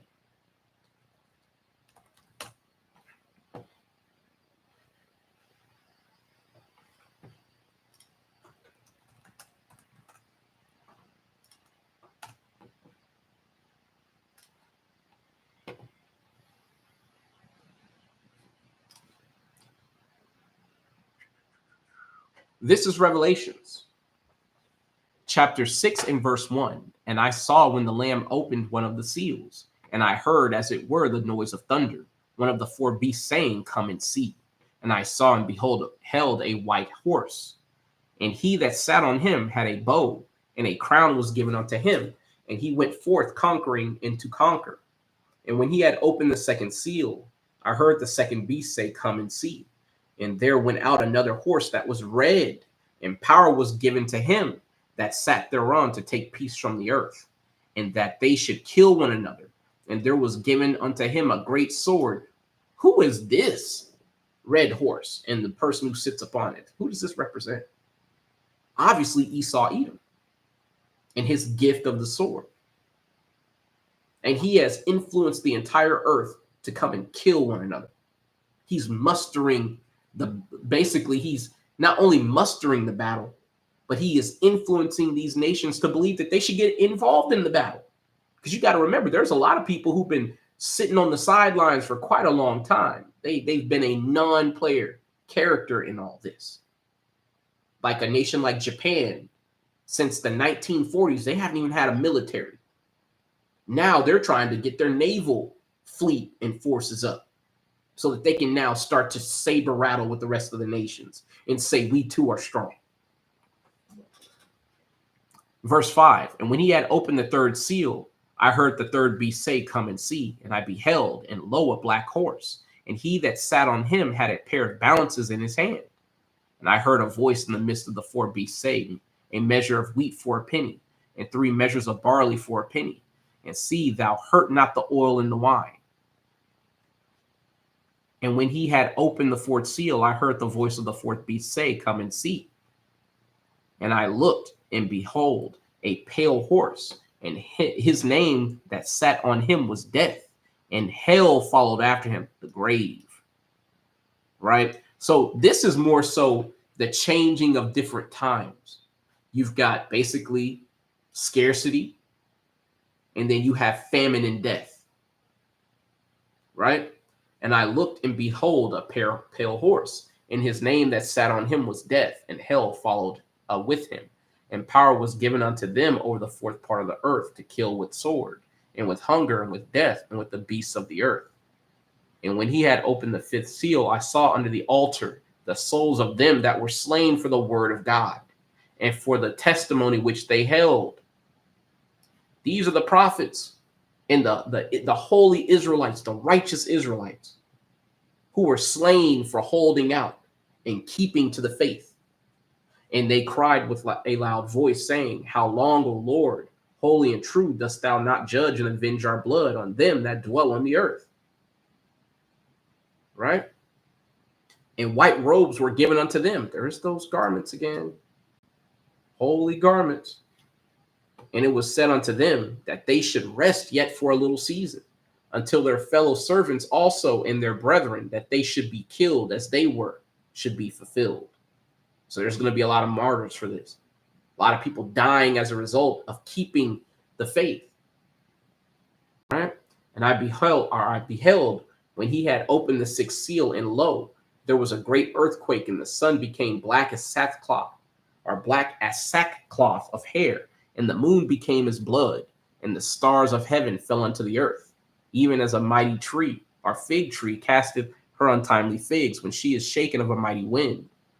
And the heaven departed as a scroll when it is rolled together. That's what happens when you drop a nuclear bomb. This is talking about the procession leading up to the grand devastation that's going to take place over this whole earth. You need to understand there's going to be a group of people that do a certain thing to try to preserve themselves in light of this horrendous judgment that's going to take place on the earth. And that's going to necessitate hunters to go and retrieve these people. There's a reason why I'm reading all of this, because all of this tells you essentially it parallels what has already been said in the Old Testament, but it is told by way of prophecy and metaphor. But if you don't understand the Old Testament, how can you then turn and understand the New when it restates what has already been stated?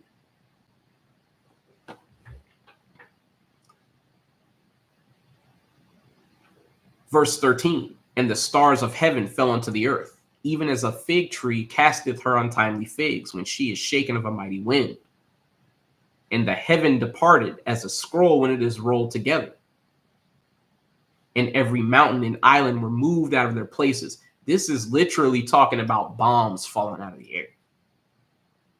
Because I don't know if y'all have seen some of those videos that have been circulating that are coming from the Middle East and areas that are now involved in conflict, especially coming out of Israel and, Syria, Iran, all these nations firing missiles on one another, especially at night. They look like stars going through the sky. And when they fall, they like a light, they fall, they hit the earth, and there's a flash. Then you see the little plume that comes up. Some of them even look like the little scroll at the bottom, the little mushroom cloud, if the bomb or the munition is big enough. All right. Verse 14, and the heaven departed as a scroll when it is rolled together, and every mountain and island were moved out of their place. And the kings of the earth, and the great men, and the rich men, and the chief captains, and the mighty men, and every bondman and every freeman hid themselves in the dens and in the rocks of the mountains. So you're going to have people who are hiding themselves. Let's see why. And said to the mountains and rocks, fall on us and hide us from the face of him that sitteth on the throne and from the wrath of the Lamb. For the great day of his wrath is come, and who shall be able to stand? So when Yahushua is about to show up, you're going to have people going, well, shit, hey, man, this nuclear war about to kick off. We know it's about to happen next. Let's get to them bunkers. Let's go to the dumbs. For those of y'all who don't know what a dumb is, let's look it up.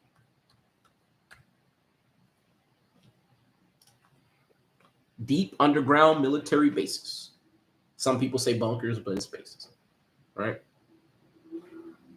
So you have people who are literally spending billions of dollars. Mark Zuckerberg is a recent billionaire who essentially stole a lot more land in Hawaii because he already had some, but he stole a lot more land to build a deep underground military bunker or base.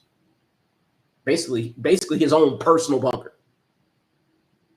People need to understand that all of the prophecies of the Bible are now starting to come to fruition in such a way that even the heathen know what's going on.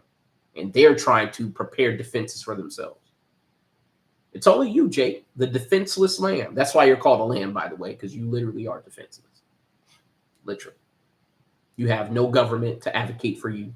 You have no protection under the law. As a matter of fact, the law sanctions the killing of you. Right? What is it? Zechariah 11:4-5. 5 specifically talking about us being killed and them being found not guilty.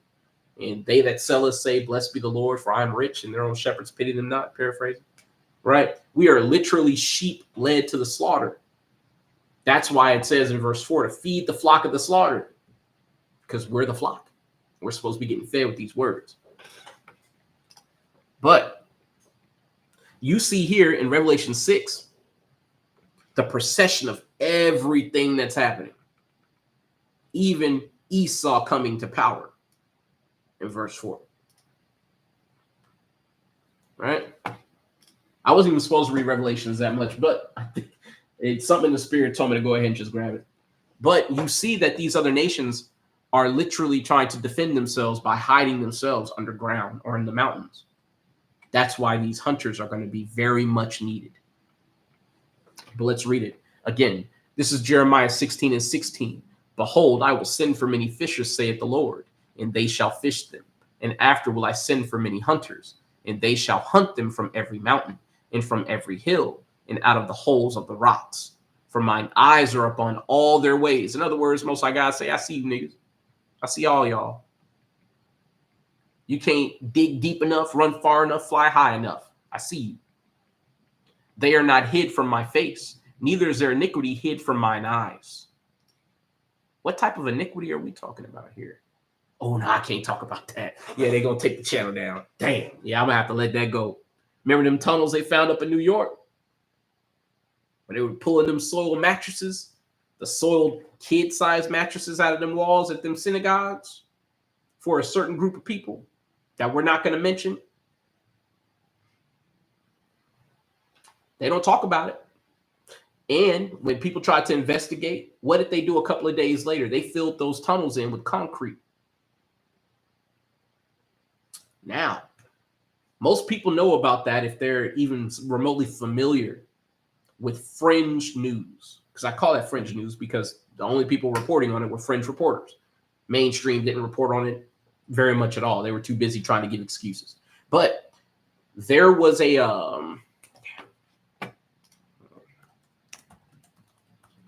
daycare concrete. There was a damn, did they take it down? You ain't gonna be able to find it. In the 90s, there was a bunch of kids at a daycare. I forget what state it was in. But the children were speaking to their parents, talking about they were being abused. And they were talking about how after they were dropped off at a daycare, they would be taken through a tunnel underneath the building to an adjacent building, and then they would be taken through, vans and other vehicles where no one could see them, to places where they would be basically abused. And they were the children we're talking about. They saw babies being sacrificed and all types of things, satanic ritualistic abuse. When the authorities went to investigate, right, all the tunnels have been filled in with concrete. This is a reoccurring thing that has happened throughout America. And if you're familiar with fringe news over the years, you would have heard about things like this. This is how we know it's the same people, same methodologies, same MO, or modus operandi, right?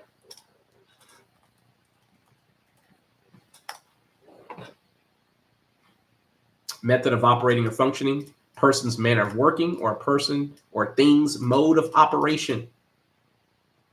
All right, so these wicked people, the people who are those in Revelations 2 and 9, right? They have a very distinct way of behaving. That's how you know when you see them, when you hear about them. All right? Either way.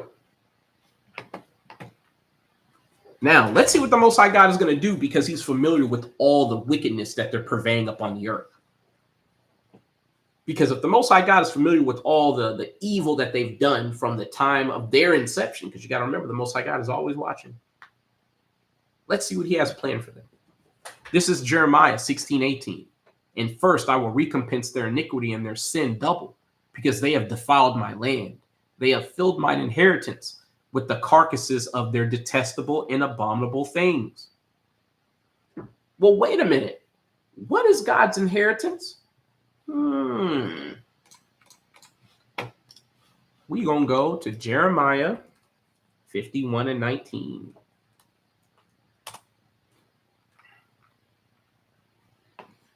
This is Jeremiah 51:19. The portion of Jacob is not like them, for he is the former of all things, and Israel is the rod of his inheritance. The Lord of hosts is his name. So we, the people, are God's inheritance.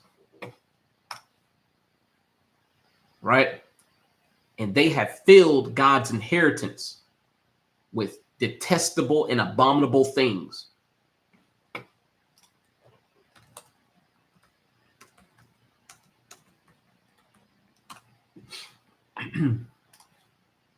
This is Jeremiah 2:21. Yet I had planted thee a noble vine, wholly a right seed. How then art thou turned into the degenerate plant of a strange vine unto me? So the Most High God made us a righteous nation.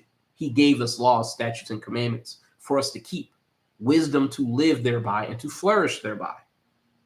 But through our association and indoctrination, through these other nations, these heathen, we have become degenerate. What does degenerate mean? Right?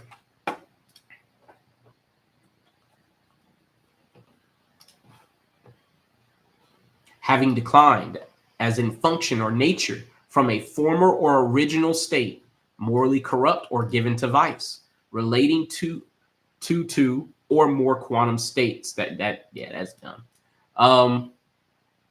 I know that's more molecular physics or whatever, but either way. So this actually certainly describes us, the first two definitions. We've become morally corrupt. We've become given to vice. So we satisfy that.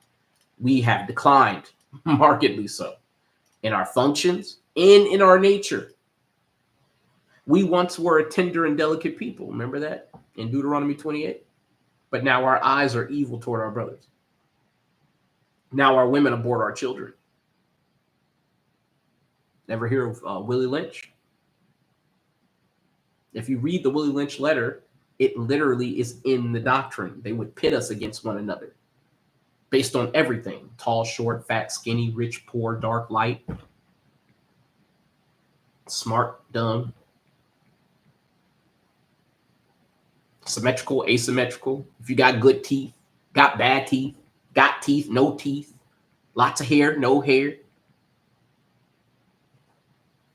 And now we fight over shit that's not even righteous. Now we fight over, hey man, I got more hoes than you. I got a better lace front than you. My OnlyFans got more subscribers than yours do.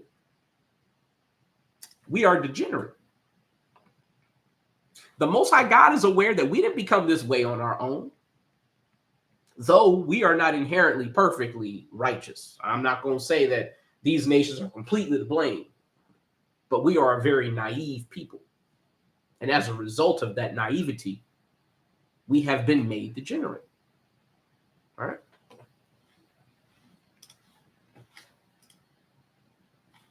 So I'm going to read it again. Jeremiah 2:21. Yet I have planted thee a noble vine, wholly a right seed. How then art thou turned into the degenerate plant of a strange vine unto me? I can't say that. The degenerate plant. I need some water or something. But, the Most High God is acknowledging, hey, man, like, I made you righteous. I made you upright. How did you become this? This is a rhetorical question. Because, again, we just read that the Most High God is aware of their iniquity. They are not hid from my face, neither is their iniquity hid from mine eyes, as it says in Jeremiah 16:17. Most High God is well aware of how we got to where we're at.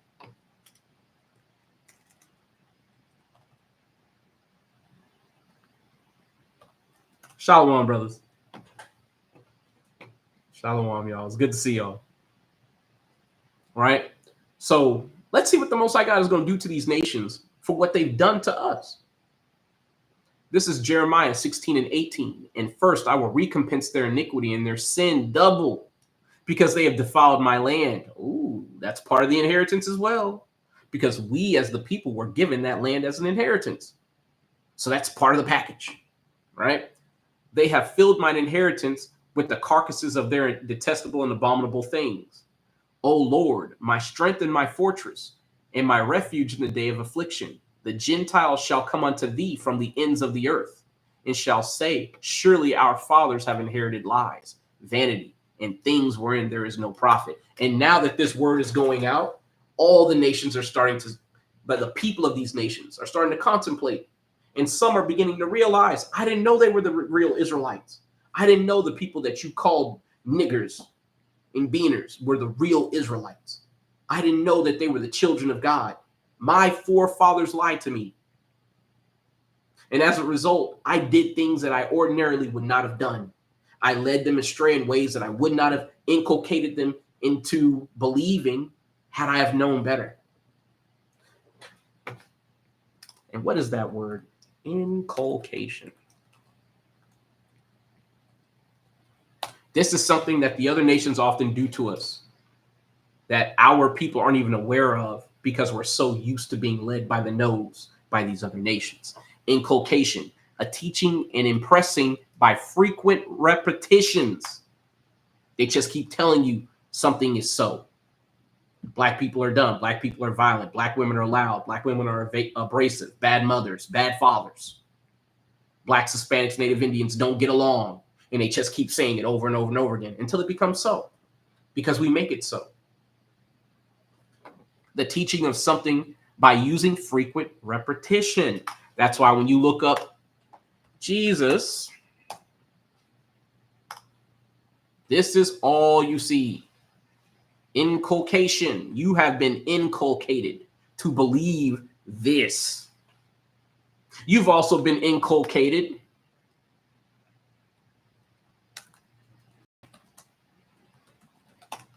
to want to serve. And I say that personally because I am an ex-military member. And I know a lot of brothers in this truth are ex-military members because they were inculcated to serve. No one taught you who your enemies were. I know when I was in the military, I didn't know I was an Israelite, had no clue. And I damn sure didn't know they were Edomites. I didn't know that red, red, white, and blue were the colors of the crown of Egypt.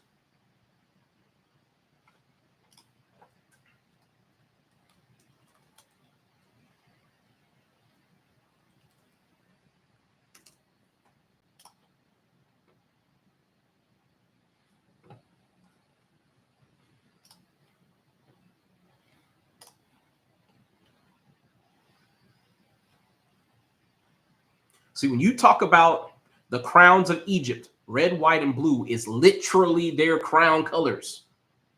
You need to understand something. When this place is called Sodom and Egypt, it's not metaphorical. It's literal. This place has the literal trimmings, markings, gods, and paganistic practices of those nations, all the way down to pederasty and homosexuality. Everything. You got to remember who leads this nation, the Edomites. When they go into another people's land, it's a pick and pull of what they can steal. And you got to remember, Egypt was part of the Grecian and Roman empires. Because these are the people who are in power right now. Now, you might be thinking, well, damn, how you know that's Esau? See, this is why you got to be familiar with history, and you got to start studying. And this is to all my people. Let me see if I can get it bigger. Yeah, that one's real big. All right, cool. Let's do that one. And then we're going to open this tab. You see them people right there? That's supposed to be fur. You see that? Them white folks. And they got sticks and clubs. Well, who they fight? Oh, the Moors. Yeah. The king, the queen of the democracy. You see the battlements there? Our people were literally fighting tooth and nail to get these people off them. And the Most High God rose these people out of the dust. They came out of the caves in approximately 449 AD to lay siege to our kingdom and started pushing us westward into further into Europe. Because you got to remember, we were trying to retake the Holy Land through force. Because Jake learned slow. We stupid. We tried to defy prophecy and take it ourselves. And the Most High God made sure we could not take that land because the Muslims rose up. With our people, the Moors helping them, by the way. Deliberate and outright race traders fighting against their own brothers for another God that don't exist. You need to understand something. There's a lot of things at play in this world. And that's why the truth is now starting to come out. And it's starting to come out how we became a strange vine, a strange plant. How we became baby daddies and baby mamas. How we became soldiers for hire to our enemies that crushed us and destroyed our children and our women. It's all starting to come out. A lot of times we put our videos up thinking that only Israelites watch them. But look at the comment sections of these videos and you'll see a lot of people of heathen nations. A lot of them don't necessarily disagree. They just want to know where do they fall in it all. Because the truth is the truth. All right?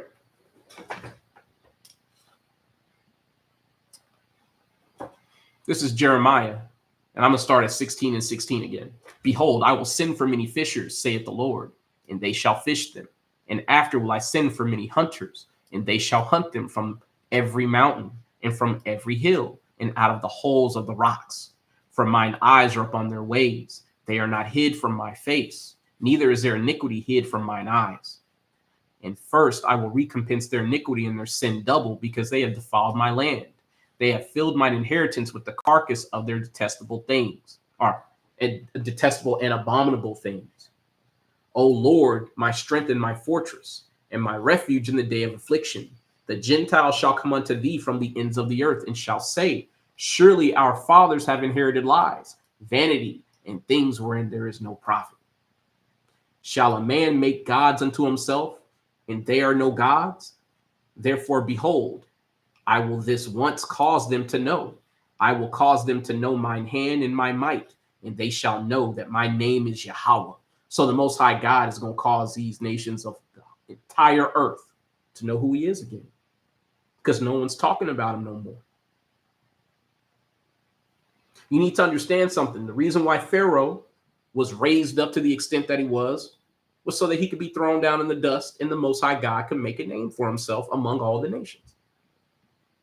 How much more when you have the wickedest man in power who can literally make AI that can simulate environments, that can, guide robots, guide missile systems, Like when the secrets of what Esau has truly been working on come out, somebody from a GMS put up a video called Project Medusa. And they said something very particular in that video. And they said that one Medusa soldier could chase 1,000 or kill 1,000 units. Well, isn't that the prophecy behind God's chosen? One shall chase 1,000, put 1,000 to flight. So you need to understand something. They're trying to make their own chosen on the left-hand side. But the lie is that they were the chosen all along, and now that's being dispelled. Right? But I'll be right back, y'all. Give me about 30 seconds.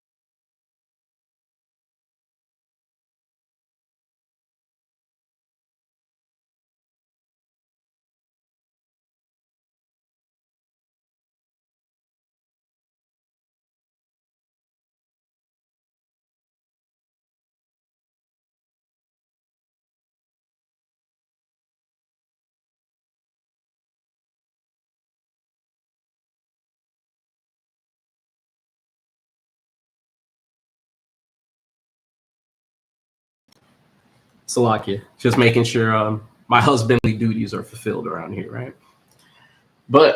And I might have to step away just for a couple of seconds once again, but it'll be brief. But yeah, let's go ahead and we are going to turn. And actually, you know what? In case I can't give the whole lesson, yeah, let's see if y'all can see that. Hope y'all can see that, but yeah, man, I got a whole thing full of them. So yeah, if you want a copy of the lesson, just let me know. I'll take a picture. I'll email it to you. Salakia.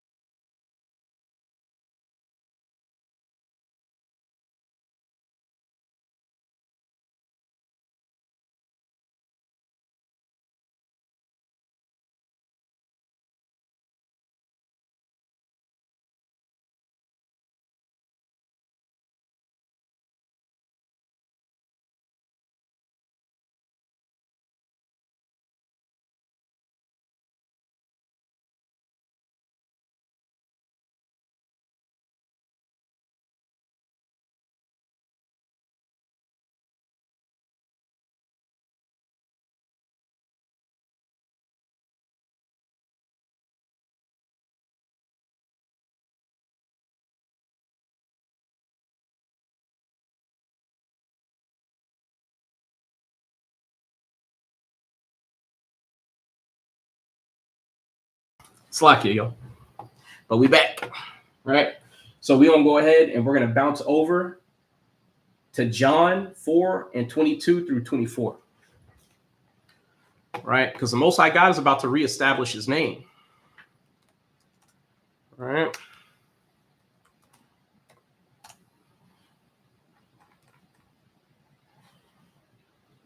All right.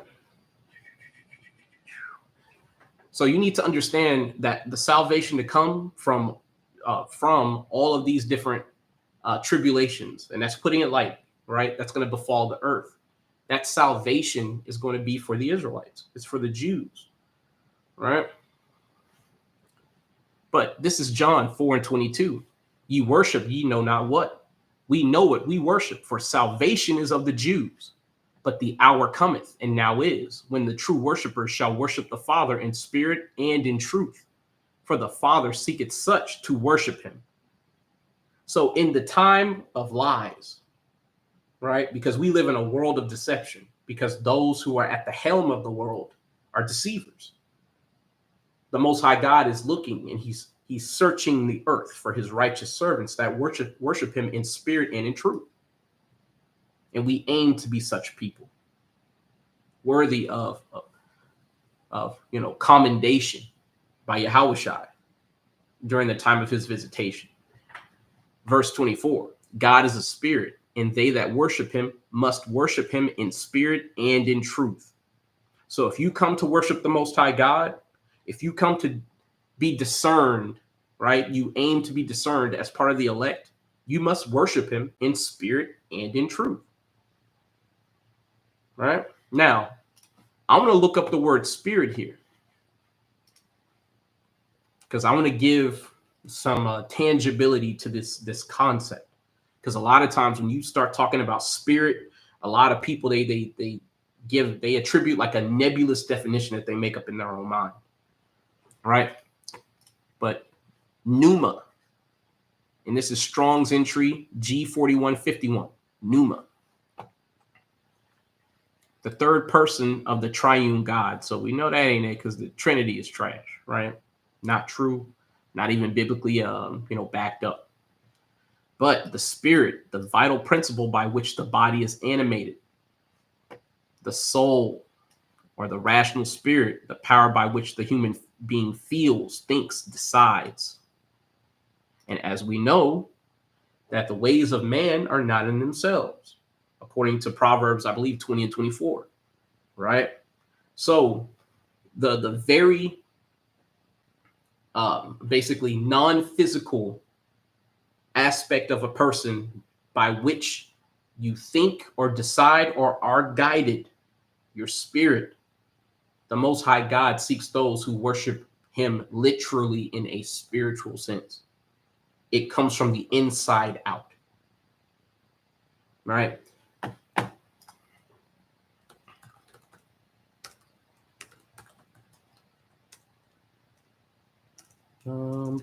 It goes into a man. All right. This is Matthew 15 and 11. Not that which goeth into the mouth defileth a man, but that which cometh out of the mouth, this defileth a man.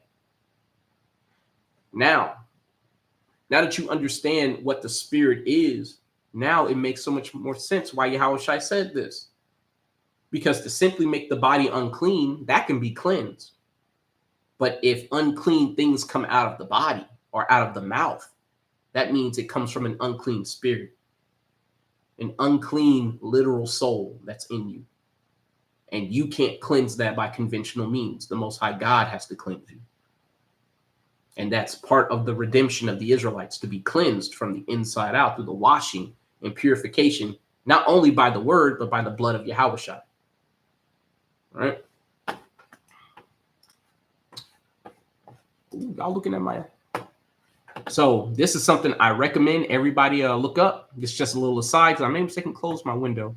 But I'm glad I did. Look this up. It's called The Homosexual Agenda. This was literally read before Congress. I'm not going to read it, but you could read this first thing. This was by somebody named Michael Swift, a gay revolutionary. And this was literally read before Congress in 1987. Read the whole thing and tell me that is not what has happened today. And all you got to do is just look this up, this title right here. Bam. It'll be readily available as a PDF online. But going back, all right, so we see that it's the Most High God is seeking his righteous servants to distinguish themselves by worshiping him in spirit and in truth, right? But what of those who refuse to worship, right? What about those people? What about those who make it their life's work to do exactly what God told them not to do, right? This is Ezekiel 20 and 33. As I live, saith the Lord God, surely with a mighty hand and with a stretched out arm and with fury poured out will I rule over you. And I will bring you out from the people and will gather you out of the countries wherein ye are scattered, with a mighty hand and with a stretched out arm and with fury poured out. And I will bring you into the wilderness of the people, and there will I plead with you face to face, like as I pleaded with your fathers in the wilderness of the land of Egypt. So will I plead with you, saith the Lord God. So when the Israelites are gathered and brought back to the land, we're going to be in the wilderness again with Yahushua, right? And the Most High God is going to plead with us face to face. Now, I think some people have the wrong idea of how the Most High God pleads with people, because he ain't going to be asking nobody nothing. How do I know that? Well, we're going to go to Isaiah 66. All right. And I keep saying it, and any teacher worth their salt says it likewise, right? If you don't know the Old Testament, then how in the hell do you discern what's going on in the New Testament? How? If the Most High God is going to gather us and bring us back to our land, and there's a process that takes place once we're brought back, then you need to be familiar with that process. Because if you don't understand what's going on here in the Old Testament, when it says that, the elect are going to be gathered and all this stuff, you could be a wicked ass heathen going, oh, that's going to be me. Or you could be a wicked ass Hebrew Israelite thinking like, oh, I ain't got to keep law. I can do whatever I want. And I'm going to just go into the wilderness and have a last second repentance story. And that's going to be it. Ain't going to work like that, man. But this is Isaiah 66 and 15. For behold, the Lord will come with fire and with his chariots like a whirlwind, to render his anger with fury and his rebuke with flames of fire. For by fire and by his sword will the Lord plead with all flesh. And the slain of the Lord shall be many. So you will get down or you will lay down, and that will be it. God isn't asking us anything. He's demanding of us. And if you refuse, hey, good on you. I guess get it right next time you come around these parts. Being reborn through regeneration. Right? So this is Ezekiel 20 and 35. And I will bring you into the wilderness of the people, and there will I plead with you face to face. Now you know what that means. You're going to be brought under the new covenant. You're going to be brought into the new way of doing things. And if you refuse to get down with it, well, you're going to get put to death. Like as I pleaded with your fathers in the wilderness of the land of Egypt. And that's even more evidence. Because what happened to all the adults in the wilderness? Didn't they die? Everybody except for 2 people over the age of 20, and the rest were under the age of 20 who came out. So you had Joshua and Caleb, the only 2 adults leading the youngest nation on the planet, because the Most High God killed everybody else simply because they couldn't follow instructions. Like as I pleaded with your fathers in the wilderness of the land of Egypt, so will I plead with you, saith the Lord God. And I will cause you to pass under the rod, and I will bring you into the bond of the covenant. This is the sealing and the fresh enforcement of the new covenant. This is when we finally activate it, and the old covenant passes away entirely. And I will purge out from among you the rebels, all you rebellious niggas who don't want to get down, don't want to serve God, don't want to keep the commandments. Hey, man, don't worry about it. God gonna kill your ass. Don't worry about it. And them that transgress against me, I will bring them forth out of the country where they sojourn, and they shall not enter into the land of Israel, and ye shall know that I am the Lord. So if you're wicked, you're not going to even make it to the promised land. You ain't going to get to see it. You're going to get cut down before you get there. That's why it's so much easier just to get on board now. Put in the good works now. Rehearse the righteous acts. As for you, O house of Israel, thus saith the Lord God, go ye, serve ye every one his idols, and hereafter also, if ye will not hearken unto me, but pollute ye my holy name no more with your gifts and with your idols.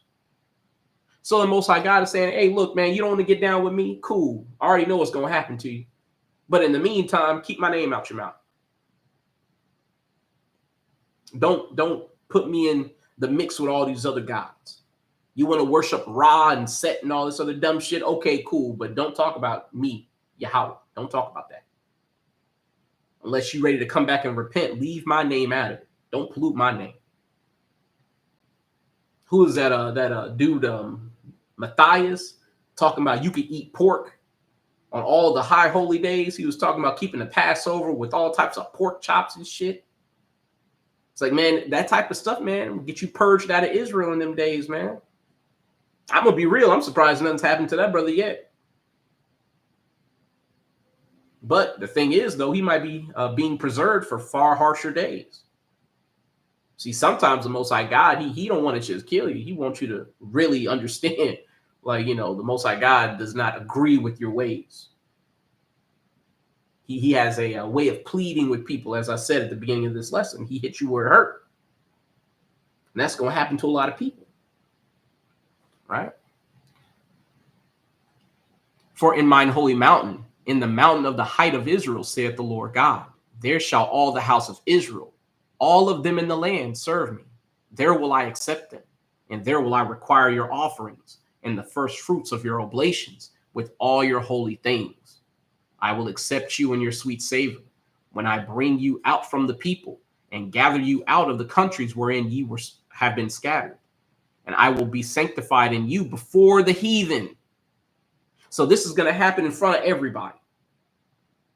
The heathen are still going to be here, just like they were there the first time we came under the old covenant. They're going to be here when we come under the new covenant. And as ye shall, and ye shall know that I am the Lord, when I shall bring you into the land of Israel, into the country for the which I lifted up my name, or mine hand, to give it to your fathers. So the Most High God is going to bring us into the land of Israel as it was promised unto us, right? He's going to bring us into the country for the which he lifted up his hand to give it to our fathers, basically by his promise. This is talking about the fulfillment of the promise that he made so long ago with Abraham. We need to understand something, right? With much labor, the Most High God has made us perfect, though we be not perfect yet, right? But it is already done because the Most High God has already made it so. All right. With much labor,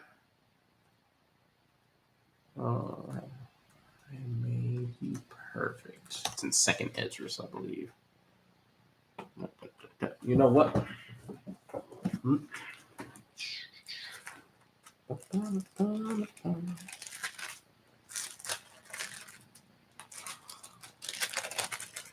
Slack. I'm just going to bring it up in my book because trying to find it online is always a problem. This is 2nd Ezra chapter 9 and verse 22.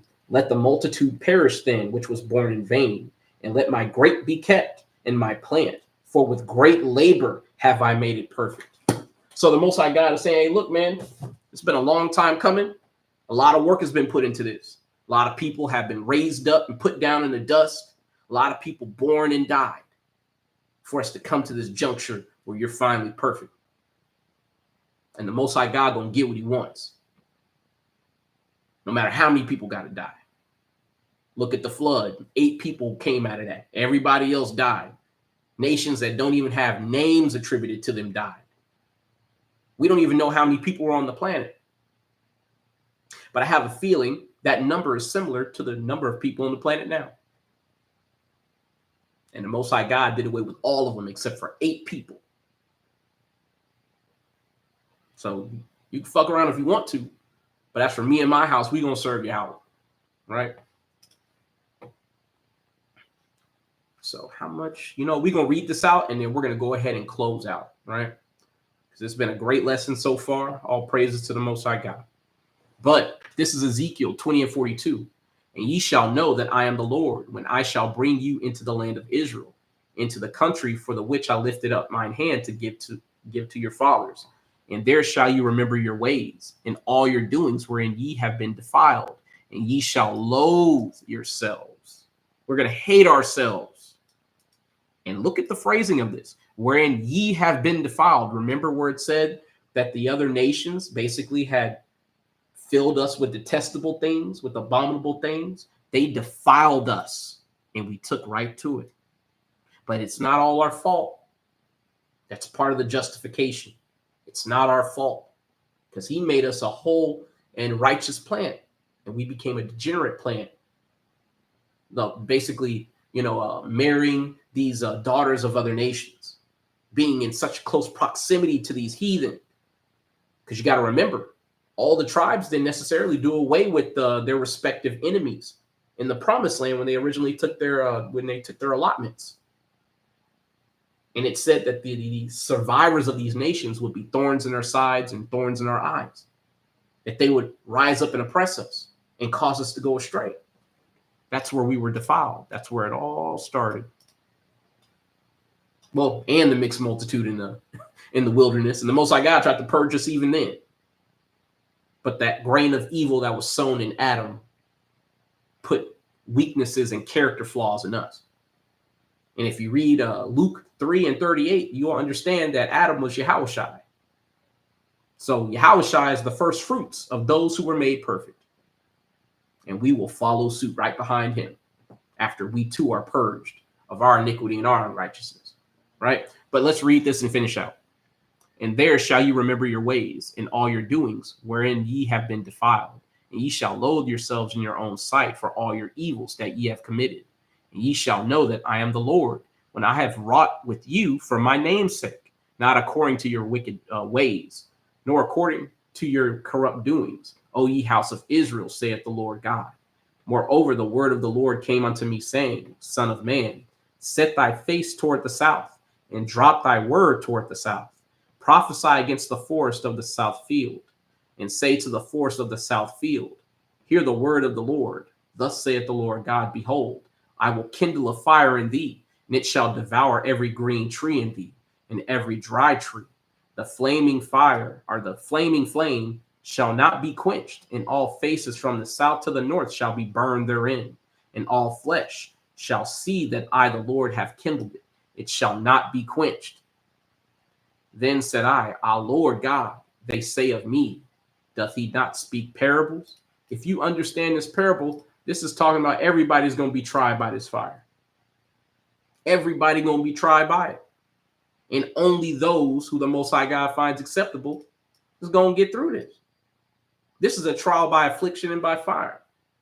That's why 2/3 of our people ain't going to make it. And however many heathen got to fall, hey, the Most High God don't give a fuck about them. Let's be real with it. Right? But I hope this lesson was edifying. Right? Call halal Yahweh Bashem Yahushai. And to the brothers in the chat, I appreciate y'all listening. Right? Sorry about the stumbling over words. I don't have any water, man. I'm dying over here. I'm going to be real with you. I'm surprised my voice ain't like all raspy and rough. But either way, y'all, I'm going to go ahead and sign off. Shalom and Kwam Yashra. Y'all take care, all right? Now I gotta find out how to sign off this shit again, man. That's how I know I'm old, bro.